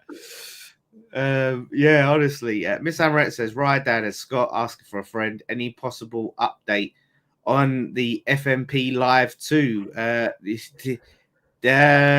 It's up in the air at the moment. Nothing concrete at the moment. Yeah, I think there's been going on because obviously it's our 10-year anniversary this season. So I know there's been a lot of talks that we want to try to do something with a live event. Hopefully we can get that all sorted, and hopefully by the end of the season we can have a big piss up. We all want to get it done. It's just it's just organising and it's a lot to sort out. Bits behind the scenes. Yeah. So we all want it. We all want to do this FNP too because we had such a great time at the first one with everyone that come down. Yeah, it was a great fun. Do it again. Yeah, we really do. This is just interest, as Nick says, love it if Soufal ever scored. Remind me, he hasn't got a goal and he's out of contract in the summer. He's going to have many opportunities to score. I hope he at least gets the one goal before. You know what, right? I remember he reminds me a lot of Thomas Repka because I always wanted Repka to score for us. And I remember when we played the playoff final against Preston and Repka went through and he hit the post. Yeah. And he was so close to scoring. And I think if we get a penalty towards the end of the season, just let Soufal take it because he deserves that. He's been a unreal signing for us. I think him and Souček changed the culture of our football club when we brought him in about how they work off the pitch. Mm-hmm. When they're not meant to train, they're training. They look after themselves. And I'd love to see him get a goal for same, mate. Same, and as I said, for me, they're old school footballers. You don't see modern day footballers doing what they do and interacting with the fans, and so sad to see. The disconnect nowadays. Them two I don't get it because they have been two quality signings. When we was desperate for a great right back, we brought in Soufal, who's been unreal for us. Souček, we know what we get from him. He scored some important goals for this football club. Yeah. He's not everyone's cup of tea, and he's not a technically gifted player. He's not going to take people on, but he does his job. And them two, as I said, they changed the culture of our dressing room with how they work hard. And they brought that. And do you know what? And it gives me goosebumps when I think about it. For us to win that trophy in Prague was perfect for them. And perfect for us. And, and they will never forget that moment in their life. And it was perfect. They deserved that moment as much as we did as fans. Yeah, 100%. So Rob, I guess just joined us. Wasn't here for the start. Rest of the rhyme. Will the legendary Pat Butcher mask be making a comeback? It's a good way. We started with it. We can end with it. There you go. There you go. You got for those who just she's there. The old little old treacle's still there. Bless her. Positive Pat was back. Yeah. No, good stuff, lads. Well, I think we've run through all the topics. I don't know if there's anything else you guys wanted to say. Yeah, no, I enjoyed it, mate. And unless you want to go old school and do Ask Us Anything, You do a little quick Ask Us Anything. Cheetos or what's it? And yeah, big shout out to Hammers United, all the lads there for the concessions and not letting up on that. They went round all the Premier League teams that we played away from home and linked up with other fans of other teams and got the message across. So well done to them. It's brilliant. It's brilliant. Pat Butcher or Peggy, which one you taking home? Probably Peggy. Nah, you can't say that. You are positive. You have to say Pat, right? You are Mr. Pat Butcher. Yeah, I know, but I'm talking about like if you're going to sleep with one of them. I think no, you have to say Pat. Yeah, I'll stay loyal to Pat. Go on to Pat. I'll be Frank Butcher for one night. Hello, Pat. I tell you what, though, Pat in her younger days. I'm not talking about the actress, but the actress they got to play Pat. I guess the younger version of Pat was a looker. She was supposed to be a looker, but yeah, Peggy. You go with Barbara Windsor, or Peggy, wouldn't you? Oh, but no, just like obviously touching on the concessions. It's they've done a great job, and I'm glad that the club they had to backtrack. It was wrong. It's wrong what they're doing. Like you think about all the millions of fucking pounds they pay these players, you know. And when you start taking away, when you start charging the people that are the foundations of the football club, you know, they're the loyal support. That's who you need there. You know, you're shitting on your own doorstep there, and it was never going to work. And I'm glad that everyone stuck together. And let's hope that long may it continue. And that's not just for West Ham. That's for every fucking football club. Yeah. They take the piss when they're charging, you know, fans ridiculous money to go and watch the team that they love. It's a joke, and fair play to everyone that was involved in that. You know, yeah. No, I'm sorry. Paulie Walnut's comments are just fucking throwing me right off. It's just I can't deal with this geezer. It's something else. Put one of them up. What did he say? For fuck's sake! Come on, it's Friday night. Man. We're past the watershed. Yeah, we are. Yeah, well, I can confirm. Loves a Brazilian. She loves a baqueta. She loves a Brazilian. Let me go through some of these. Scott, this is one for you. I don't know about you, right? But I don't have a fucking clue what the difference is. Rugby union or rugby league? For me, I prefer union. So, Scott is one of the boot cut jeans and brown shoes brigade. Ryan, do you have any clue about any of this? Do you know what? I'm not really. Look, I like rugby. I watch England. All I watch is England. I don't watch any of the teams. But since I was a kid, I've always watched England. And I watch England Six Nations and World Cup. And I've been watching them this year. That we beat France the other week. You know, we beat Scotland last week to win the Calcutta Cup. We was unlucky against Ireland. So I do watch England. So I prefer Union. Yeah, I knew Nick Tucker would pop up and say rugby league. I was going to say if Nick Tucker's in here, he's rugby league all day long. He loves it. I don't get it. But do you know what? I've never got into rugby league. Never been able to get into rugby league. So it's all rugby. It's all an egg-shaped ball, throwing it around the field and kicking it through doing a touchdown and all of that in it. You know, that's all rugby in it. Battered sausage or Savoy? Battered sausage. Oh yeah, same. Well, do you know what? I like both. Ask for a Savoy. You're doing a Scot, are you? You're doing a Scot, right? Go up north and ask for a Savoy. They ain't got a fucking clue where it is. I don't know where it is. They don't have Savoys up north. They don't have Savoys up north. What the what is that? They have deep fried Mars bars and all that sort of stuff, but Savoy, they don't know. Bloody hell, that is mental.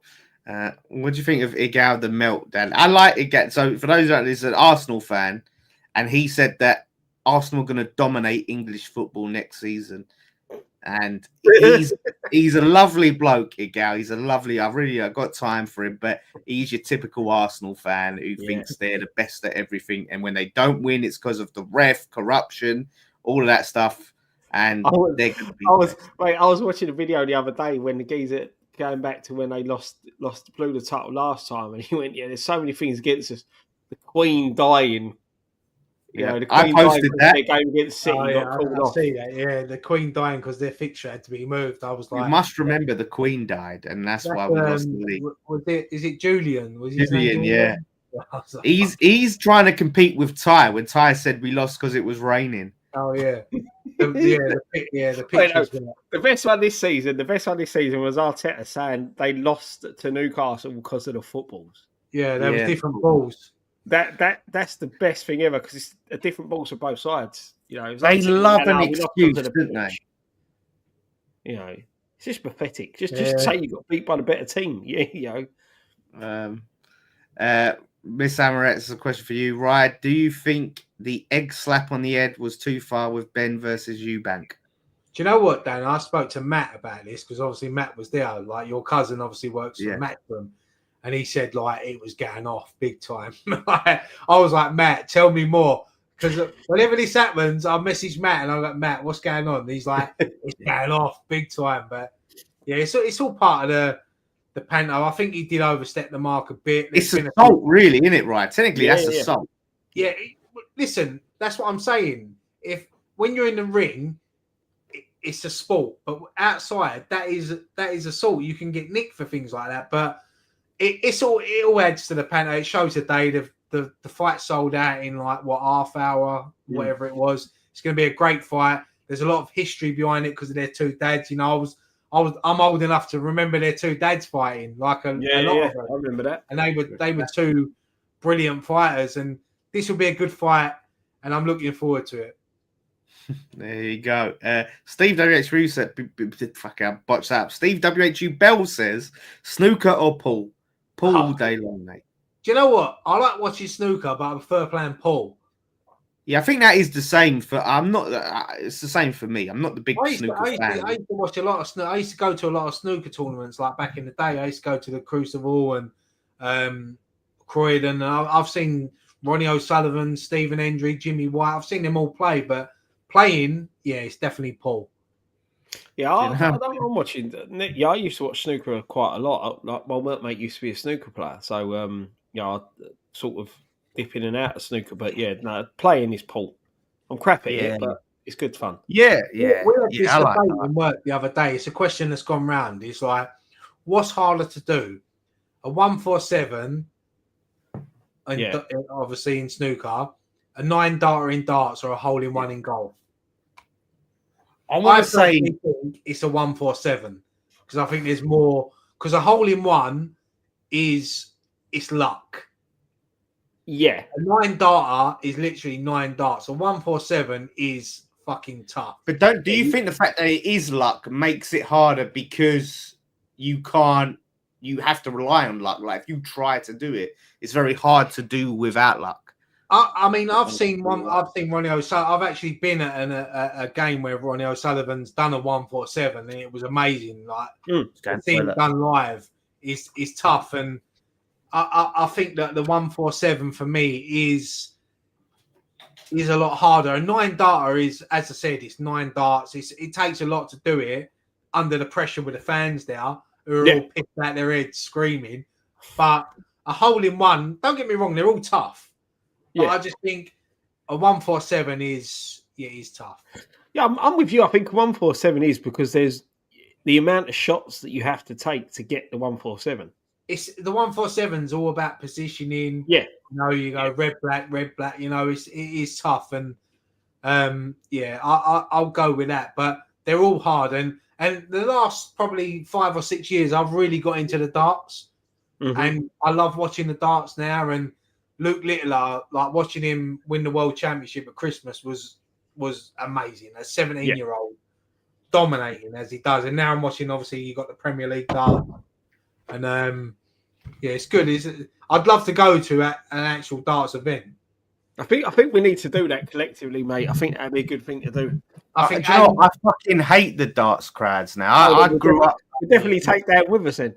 I used to watch darts a lot back in the early 2000s. You know, I used to play on a team like a youth team, and I used to enjoy it. You know, back in Phil Taylor, John Park, Kevin Payne, all them days. And then it just the crowd started getting over time less interested in the darts and more interested in getting themselves like as the entertainment. It's all about fancy dress and being pissed now, isn't it? Yeah, like they're not. It's like they're not really engaged with what's happening on the hockey.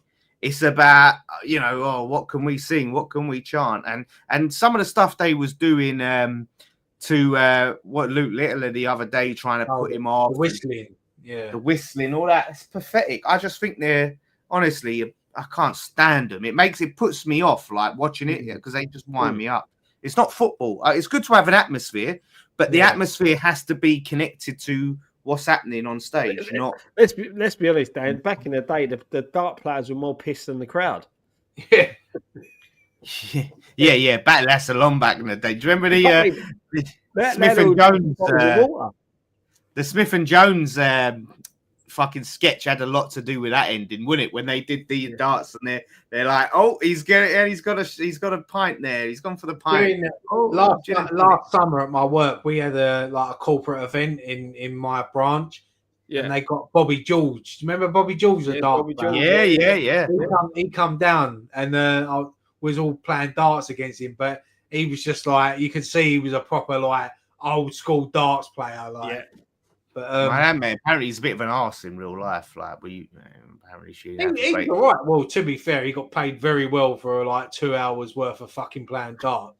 Well, he was all right. It was a good day, but I just going back to what I said. I think 147 tips it for me is what. Do you know what? There's probably the easiest way to figure this out, right? Is probably if you, I don't know how you would do it, but if you found out how many hole-in-ones have been done, how many 147s, how many 9 darters, probably I would hazard a guess at this stage, maybe more 9 darters than. Yeah, I reckon you've probably got more hole-in-ones than out of all of it. Really? I don't watch that. You can watch it on YouTube. Like Ronnie O'Sullivan done a 147 once, and he potted the first red, and he went to the referee. What's the maximum prize for a 147? I remember that. And he found out, and he went and just smashed it in like 100 grand like that. I was like, what was the one where he fucking done it and was on a 147 and chose not to pot the last ball. I think this was before because the prize wasn't. He's done 147s left-handed. He's done 147s with a garden rake. What was the one where he chose not to finish it?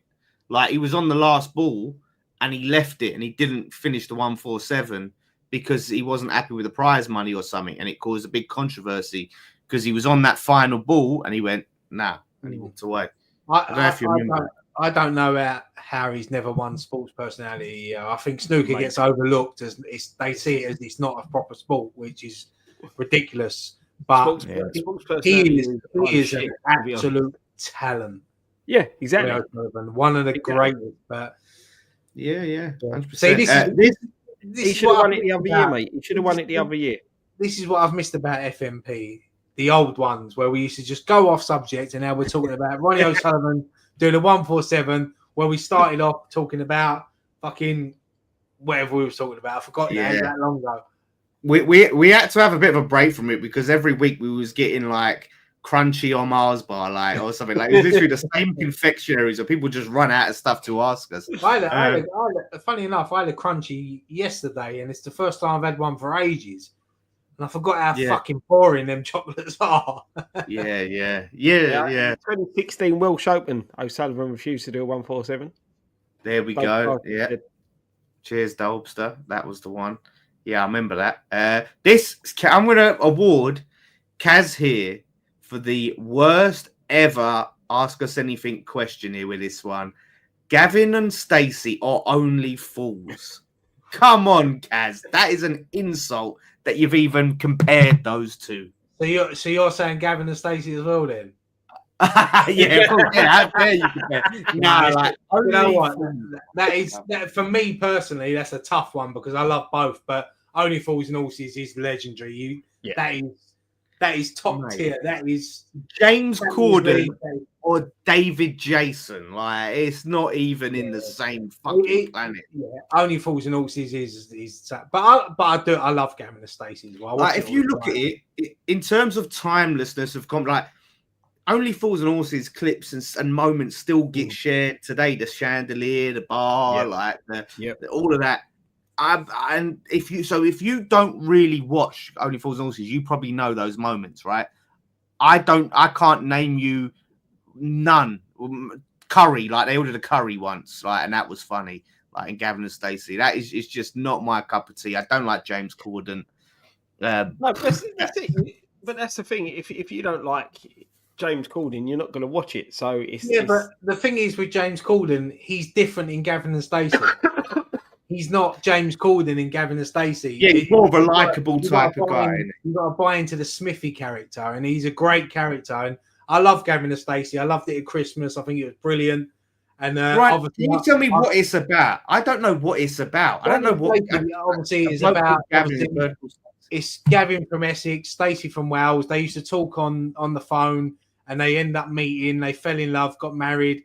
Smithy was his best mate. Nessa was Stacey's best mate.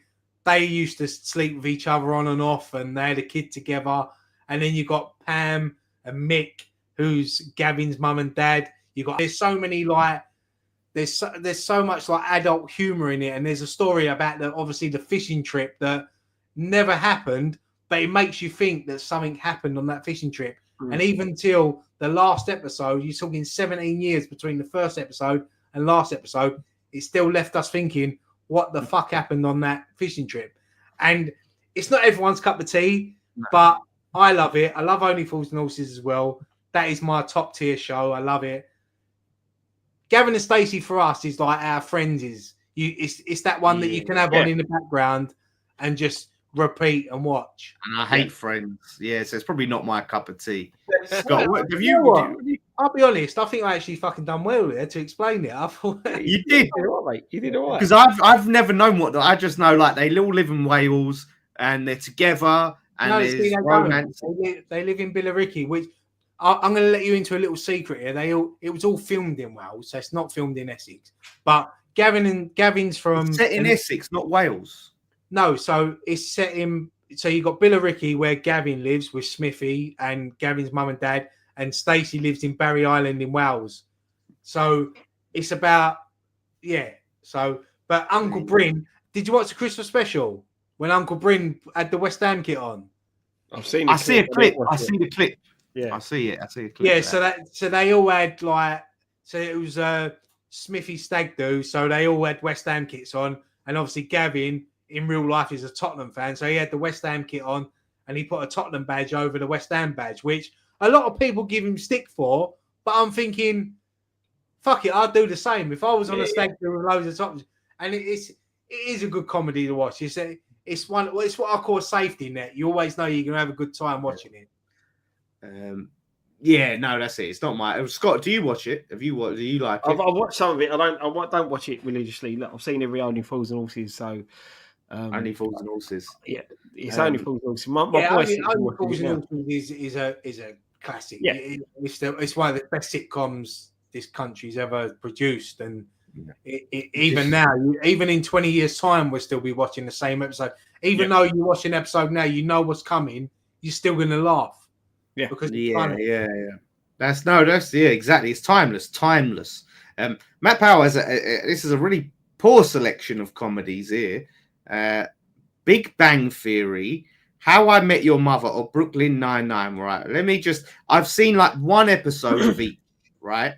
Big Bang Theory is one of the most unfunny comedies I've ever seen. And if you look at the people, what they do is they've taken the laugh track on YouTube out of Big Bang Theory. What the fuck you call it? Big Bang Theory, right? And it's so like they just say something that's not even a joke, and then they just stand there and wait for the laugh.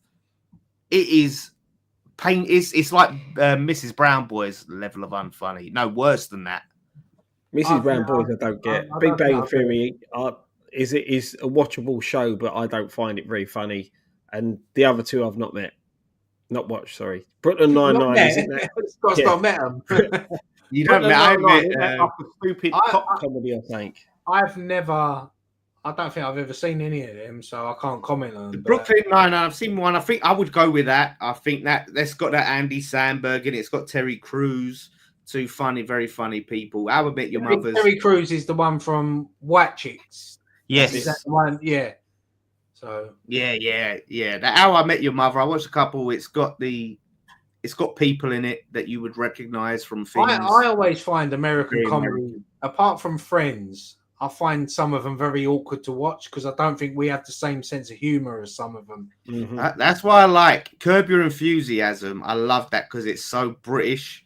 That pessimism that we have, that self sort of just the way we shit on ourselves with the butt of the jokes. It's not optimistic like Friends. That's perfect. Curb Your Enthusiasm. It's such a British American. I took my daughter to the Friends Fest over the XL last weekend. They have like basically it's all set up like the apartments and all that. It was good. Like got some. Yeah, it was good. I love Friends. Like they had a thing there with Matthew Perry, which is a bit emotional. Like, sad. I remember. Yeah, I've always not been a fan of Friends, and when my ex that lived with me in my flat, there was E4. When E4 first came out, they played 2 episodes of Friends every day, and when they got to the end, they'd start from the beginning. So every day I had to watch Friends all the way through and all the way through. And all the way through. Here's a picture of me in Central Perk. Look. And that's in O2. Look. I look a little bit like, well, if you squint your eyes, I look a little bit like Elvis there with the guitar and the but, Chris has said, how much would you have to be paid to wear a Tottenham or Arsenal kit? Oh, I'll be honest. I remember once playing a charity football match. Scott, you might remember this. We played against. I played for Wayne's team, and they played against Ironworks in a pre-season friendly, and we had the Arsenal kit. That was it. I remember being in the changing room, and they give us the kit, and I was like, "Fucking Arsenal kit! I ain't wearing that." And lucky enough, I had a West Ham training shirt on to go over there, so I wore that underneath. So technically, it didn't touch my skin. But I had to wear an Arsenal kit for that charity game. So basically, for charities. Yeah, right, for charity. Right. Yeah. I remember that. I remember that game, Scott. I come on, and like within 10 seconds, I won a tackle, got the ball, played the striker through, and we scored. And I remember looking over at you and Graham because I was playing against yous, and you was like, "What are you fucking doing?" Sorry, Scott. They were short of flags. You went on their team. Yeah, I used to be all right back in the day. Not now. I can't. My ankle's gone now. I can't run no more. I think if people were really honest with themselves, like a lot of people say, there's no money or £1 million. Like, if you're really honest, like you put yourself in that actual scenario of it happening, and someone comes to you and say, wear this bit of fabric, right, for a short amount of time, and you will get 10 grand. Most people will say yes. Yeah, most people will say yes. I really couldn't see myself putting on a Spurs shirt. If someone said to you, 10 grand, Scott. Even for 10 grand. No, but 20. If someone says to you now, I'll give you 100 grand, pay into your account straight away. All you got to do is put this Tottenham shirt on. You do it. Yeah, because it can change. It can change your life. Like 100 grand is a lot of money. You got to wear one of them stupid white shirts with a cock on it. You know. Listen, I'll wear a fucking any shirt with a cock on it. Put cocks all over it. I'll wear it, mate. 100 grand. Are you mad? Scott, it's just a t-shirt, mate. Yeah, I know, but it's that fucking t-shirt, isn't it? You know. Yeah, but was it, Scott, for 100 grand? They would say you have to wear it. I probably would for 100 grand. I probably would for 100 grand, but yeah. You'd do it for 50. I know you would, Scott. I'll be honest, I've known Scott a long time, and come off camera, he'd do it for 50 quid. Yeah, he would. People Definitely need people more than wear 50 quid. people do it for like Scott Ryan was just giving that example of a stag do, right? It's a TV show, but there are people that wear other team shirts for stag do's, you know, and stuff like that. Like, Hey, so people, listen up. We was out in When- Benidorm, right? And my mate, who's an Arsenal fan, went up to this kid, like not kid, but young lad wearing an Arsenal shirt, and he was talking to him about Arsenal, and the bloke went to him, "I just like the shirt." Arsenal are just a clothing brand at this point. Did you see they've just these idiots, right? So they've just basically lost the league. They've got beat by West Ham. They've drawn to Forest, and they, in their wisdom, go and release a range of China crockery, Arsenal brand China crockery, 500 quid for a cup, a China cup, on their social media. It's one of the most just tone deaf, ill-timed things you could ever see. I tweeted out like one of them, like if you squint, it kind of looks like a trophy, because I'll see if I could get it up. It's so fucking the handmade collection. Look, there you go. You can get that. You get a vase, or you can get. Look at this mug. 500 quid once it focuses. Look at that. £500. Yeah. 550 for the, I don't know if it's for the one item or for the collection of China. Own a piece of history in collaboration with Me Old China. And everyone's obviously doing their nut because they're like, fucking hell. That's the only cup they'll get this season, mate. Like, let's see. Chris Akabusi or Usain Bolt? Come on, it's Chris Akabusi. Chris Akabusi all day. Wow. Come on, it's Chris Akabusi all day long. Matt Powell, which out of 5 of you, including Nick and Graham, would do Gladiators? I'd do Gladiators. I loved Gladiators as a kid. Are we talking about a TV show or just being an actual gladiator in the Roman days? Or oh, right, yeah. I'm going to assume you're talking about the TV show because otherwise the answers are no. I know. Especially the one in the 90s. It always looked hard work, didn't it? Oh, yeah. A lot of time you have to be a bit of an athlete. It looks harder now because the gladiators are like 10 times more beefed up than they were back in the day, you know. Seeing and Rhino was a unit. Rhino. Yeah. But some of the others just look normal. Now they look, it looked so fun though. I remember watching it as a kid, man. It looked so fun. I'd love to have a go at it. It'd be good laugh. But running up that travelator, mate, that you'd be fucked. You'd have to train for it, like. Mate, we'd be fucked after the first event. Don't worry about that. Yeah. I'm not trying to climb that wall. Do you know what? I wouldn't even attempt to climb the wall. I'd say, just fucking catch me. I ain't getting up. Mate. Hang tough. That one used to do me in as well. Yeah. That was very short-lived, I think, that one. Oh. But I used to watch Gladiators, then Generation Game. That was the combo. I remember going to see Gladiators live at Wembley with my school, and I remember we was watching it, and then Wolf fucking come running in the crowd, like he was right next to us as well. I remember that. It was fucking Gladiators was massive back in the day, wasn't it? Yeah, it was so good. I remember they had like one of the contestants, like he was like super famous. They got him back because he was so good. He was called Wesley Two Scoops, and he could do a flip over cars and shit. And he was like the best gladiator contestant. I don't know where he is now, but he was shit hot. Noel Edmonds' house party, yeah, loved that. West Ham fan. Yeah, West Ham fan, Noel Edmonds. That was 90s TV, mate. It was the bollocks. That was great. Saturday nights was I used to look forward to that. You had Cilla Black. What was that Cilla Black one? Where was it? Where she used to get them to do something like, you've got to learn how to fucking spin plates in a week. Surprise. That was it. Oh, yeah. Surprise. Yeah, life is fun. And she used to get him to do something mental. Like, I used to love, what was the other? Oh, Blind Date. Date. That's what I see. How lovely Graham's got to say. That was such a weird. I used to have You Bet as well. I used to love that show. They brought that back just after Christmas, I think, on ITV. But I used to love You Bet. Bruce Forsyth. You know, you used to have Bruce Forsyth on there. Was it Higher and Lower? Price is Right. Yeah, all of that. Jeremy Beadle. Yeah, Beadle's About. Beatles About was a fucking top show, man. Yeah, I used to love Beatles About. Yeah, that was the one. Yeah, you can't honestly, you can't beat 90s TV, mate. The old catchphrase. This Catchphrase, yeah. With Steve Mahern. You sit there and look at it and go, well, I don't even know what that catchphrase is because it ain't a catchphrase.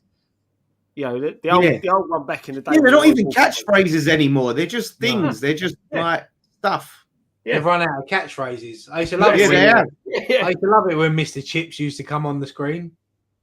Yeah, I used to love catchphrase. I used to play my granddad at catchphrase. Used to come on, Ryan. We know what though? One show that because Freddie Flintoff hosted it, he brought back Bullseye. Yeah, just over Christmas. I used to love Bullseye. I still watch it on Sky now with old Jim Bowen. How bad when them Prices right? Oh, them shit. You watch them, yeah. A lot of the prizes back then, it would be like a microwave or something. No, like... you have someone like who lives on the 10th floor of a flat and then win a speedboat. Oh yeah, the grand prize, yeah. Bully's grand prize. Speedboat. They say like, in one, be the envy of your neighbours with this Guardio patio set. Yeah.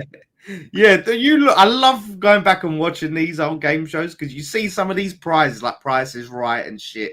Look at this hi-fi unit and shit like that, or it's a kettle. It's a tea. Look at this new electric kettle set. Yeah, I can see Nick there. Look, Danger Mouse or Count Duckula. Count Duckula was the one for me. I love that shit. I like both of them, to be fair. Yeah, Danger Mouse was David Jason, David Jason was Count Duckula. Count Duckula. He was in both, wasn't he? He was both, wasn't he? Yeah, I was thinking that. He was both, yeah. Yeah, Count Duckula. I had a VHS like taped off the time. I remember, right, and I wish Nicky was on now because I remember once, years ago, we stayed down our mate's caravan and we had a few drinks and me and Nicky laid there for about fucking 2 hours pissing ourselves laughing about Count Duckula. Do you remember Nanny with a broken arm? Yeah, She used to walk through the wall instead of the door. And how pissed we were just laughing about it. But I mean, you know when you're pissing yourself laughing like tears? Yeah. And I wish Nicky was on tonight to back me up with his story. We literally laughed for fucking hours about it. Too great. It was I would go with that. I think that was a great show. Some of these, you forget about some of these, but it was great time for telly. Like Matt's got a good one there. Trapdoor, that was a great one. Wow. Yeah, I remember that. Stay away from that trapdoor. There's something down there. Yeah. That was a great. Yeah, that's one of them random ones you end up forgetting. With the skeletons. Oh, dark house. There was a dark room. In a dark room. There was what was that called? That was like so short. Each episode was so short. Not Rag and Bones. Was it Funny Bones? Rag and Bones. Funny Bones. That's it. Funny Bones. They had a dog as well. They had a dog. Yeah, little dog with a fucking hell. Yeah, dog. That's fun. I tell you what, Funhouse, right? I tell you this, I loved Funhouse. Wow. I got to meet Pat Sharp and tell him about I said my dream was always to be on Funhouse, and he said to me, he looked at me, and said, "I would have loved to have you on," and that was all I wanted to hear. I said, "I would have loved to have you on." Funhouse was I used to dream of being on that fucking chair. It looked the bollocks. Yeah, it looked so fun. I used to hate it when you knew where the prize was and they were so near it, but they couldn't get near it, and I was like, "Come on, it's there! Look." I wonder how many like Gen Z viewers we've got right now who don't have a clue what the fuck we're talking about. Oh yeah, there's going to be loads out there. Loads out there. Oh, WCW. I was WWE. I used to go. My nan had like Sky, so before on Friday nights you would watch the first hour of Nitro was on TNT. You know, TNT used to show the old films. Then it turned into WCW, and you watch that. And then when Raw started, I'd flip to Raw and flip back and forward on the adverts. But I was mainly WWF.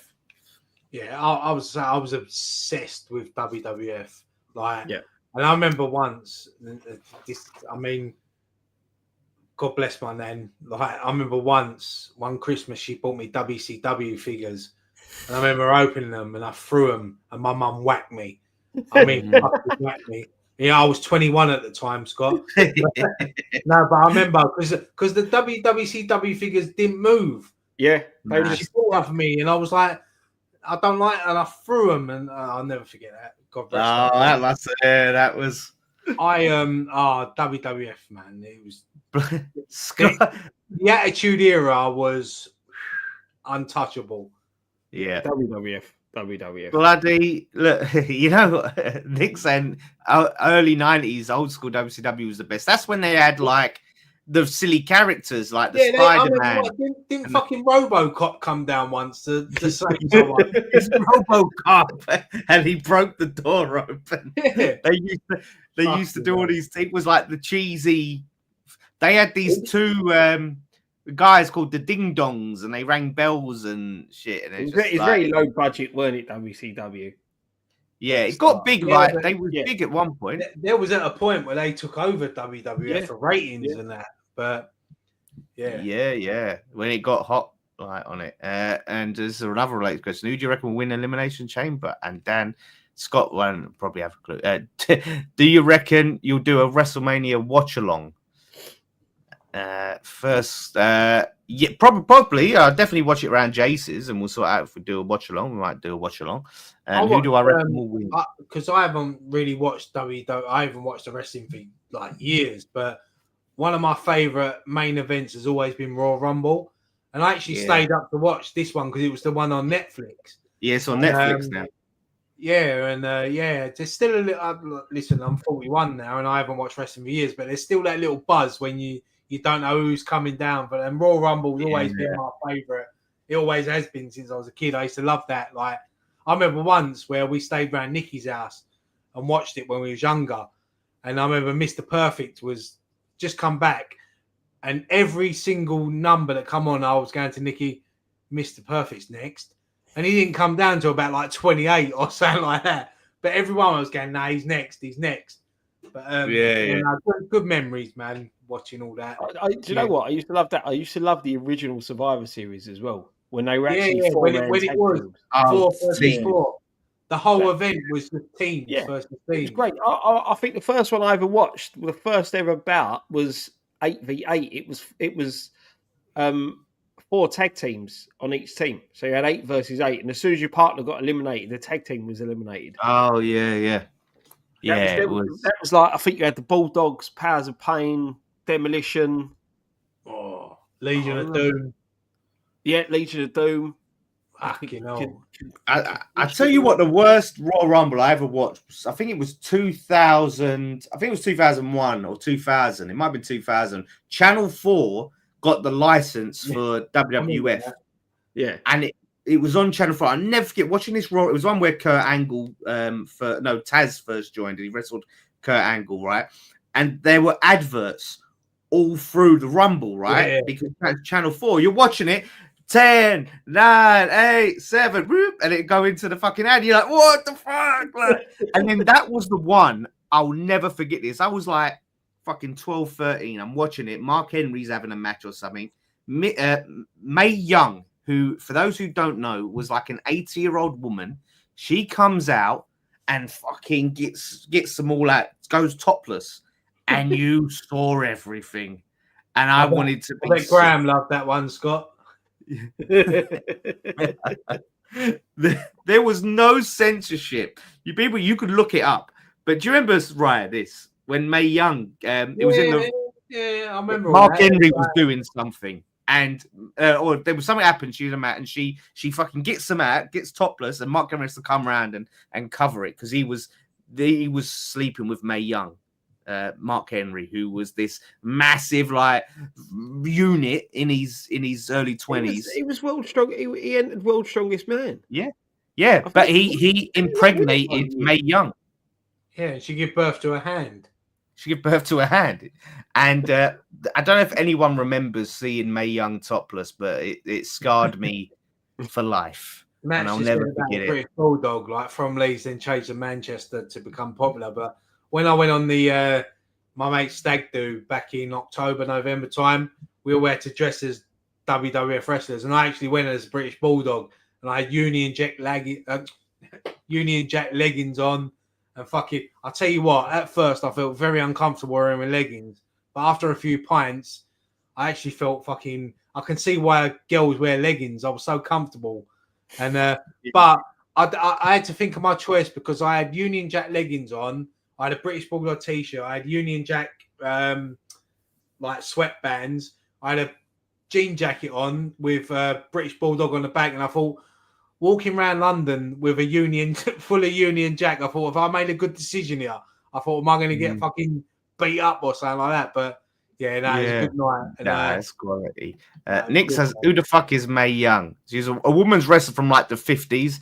Don't listen to Nick. He knows who Mae Young is. I've seen him. He's got a poster on his wall of Mae Young. He knows who she is. In case you don't know, Nick, Google Mae Young topless. Just do it. You won't regret it. Just do that, Nick, and you'll know everything you need to know about who Mae Young is or was. Rest in peace, Mae Young. And her name was Mae Young, and I only even knew her old. Right.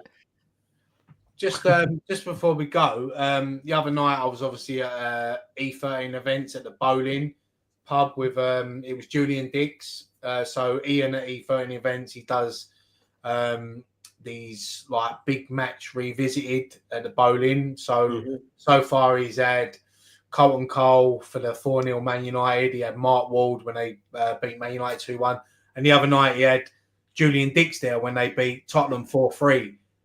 When we beat Tottenham 4-3, sorry, at Upton Park. And it was a great night. Obviously, Julian's my hero. He's the best player. He's my favourite player of all time for West Ham. So I've met him, been lucky enough to meet him loads of times. But the other night I sat down with him. We had something to eat. And Ian actually gave me this at the end of the night, which fucking it's going up on my wall. But it's a programme from the game. Oh, wow. Yeah, and it's signed as well. And Ian gave it to me the night, and I was like overwhelmed. I was fucking like, it was a great night. And he's got another one coming up with Trevor Brooking next month, which actually clashes with our Jimmy Walker night at the Brewdog pub in Upton. So, yeah, I don't know what's going to happen with that. We're going to try to sort something, but. Yeah. By the way, there are tickets on sale for the Brewdog pub. A night with Jimmy Walker. So, but big shout out to Ian at E13 events. Scott, we've been to loads of his events, and they're great. They are good. They're great nights. He works hard, Ian. And if you get a chance to go to any of these events, go to them. They're brilliant. Yeah, definitely. 100%. It looks like Nick ended up Googling Mae Young topless, and he's not liked the results. He must have got the wrong Mae Young because he'd never be saying her. She was a stunner. Nah. Yeah, you would love it, Nick. You would love it. But yeah, but no, it was a great show. It was a great one tonight, lads. Yeah, no, I enjoyed it. It's good to be back. Really enjoyed it, and good laugh as always. Yes, 100% smashed it. So thank you everyone for watching all your chats, super chats. Listen, we had a good laugh. It was good reliving some memories of the past with you. I don't know how we ended up thinking of Mae Young naked, but that's I think that's going back to classic Friday Night Pint where it just ended on a. Do you know what? I feel like if I've helped get a few more people see Mae Young topless, I've achieved something. You've done your part for the community. Dan. Well done. This has been a worthwhile 2 hours. Oh. Mae Young or Pat Butcher? Butcher. Come on. Oh, don't. Oh, dear. I think that might be the only time where I have a twos up. She was a legend. Though. She used to get she was like this woman in her 80s. She used to get slammed. She got power bombed off the stage from the table. It was two of them. It was Mae Young and Fabulous Moolah. Yeah. Moolah. Oh man, she was even worse. Yeah. Fucking hell. Yeah. There you go. End the stream on there, Mae Young. Thank you all for watching. And listen, have a great weekend. One thing left to say. Come on, you Irons. Come on, you Irons. Come on, you ones.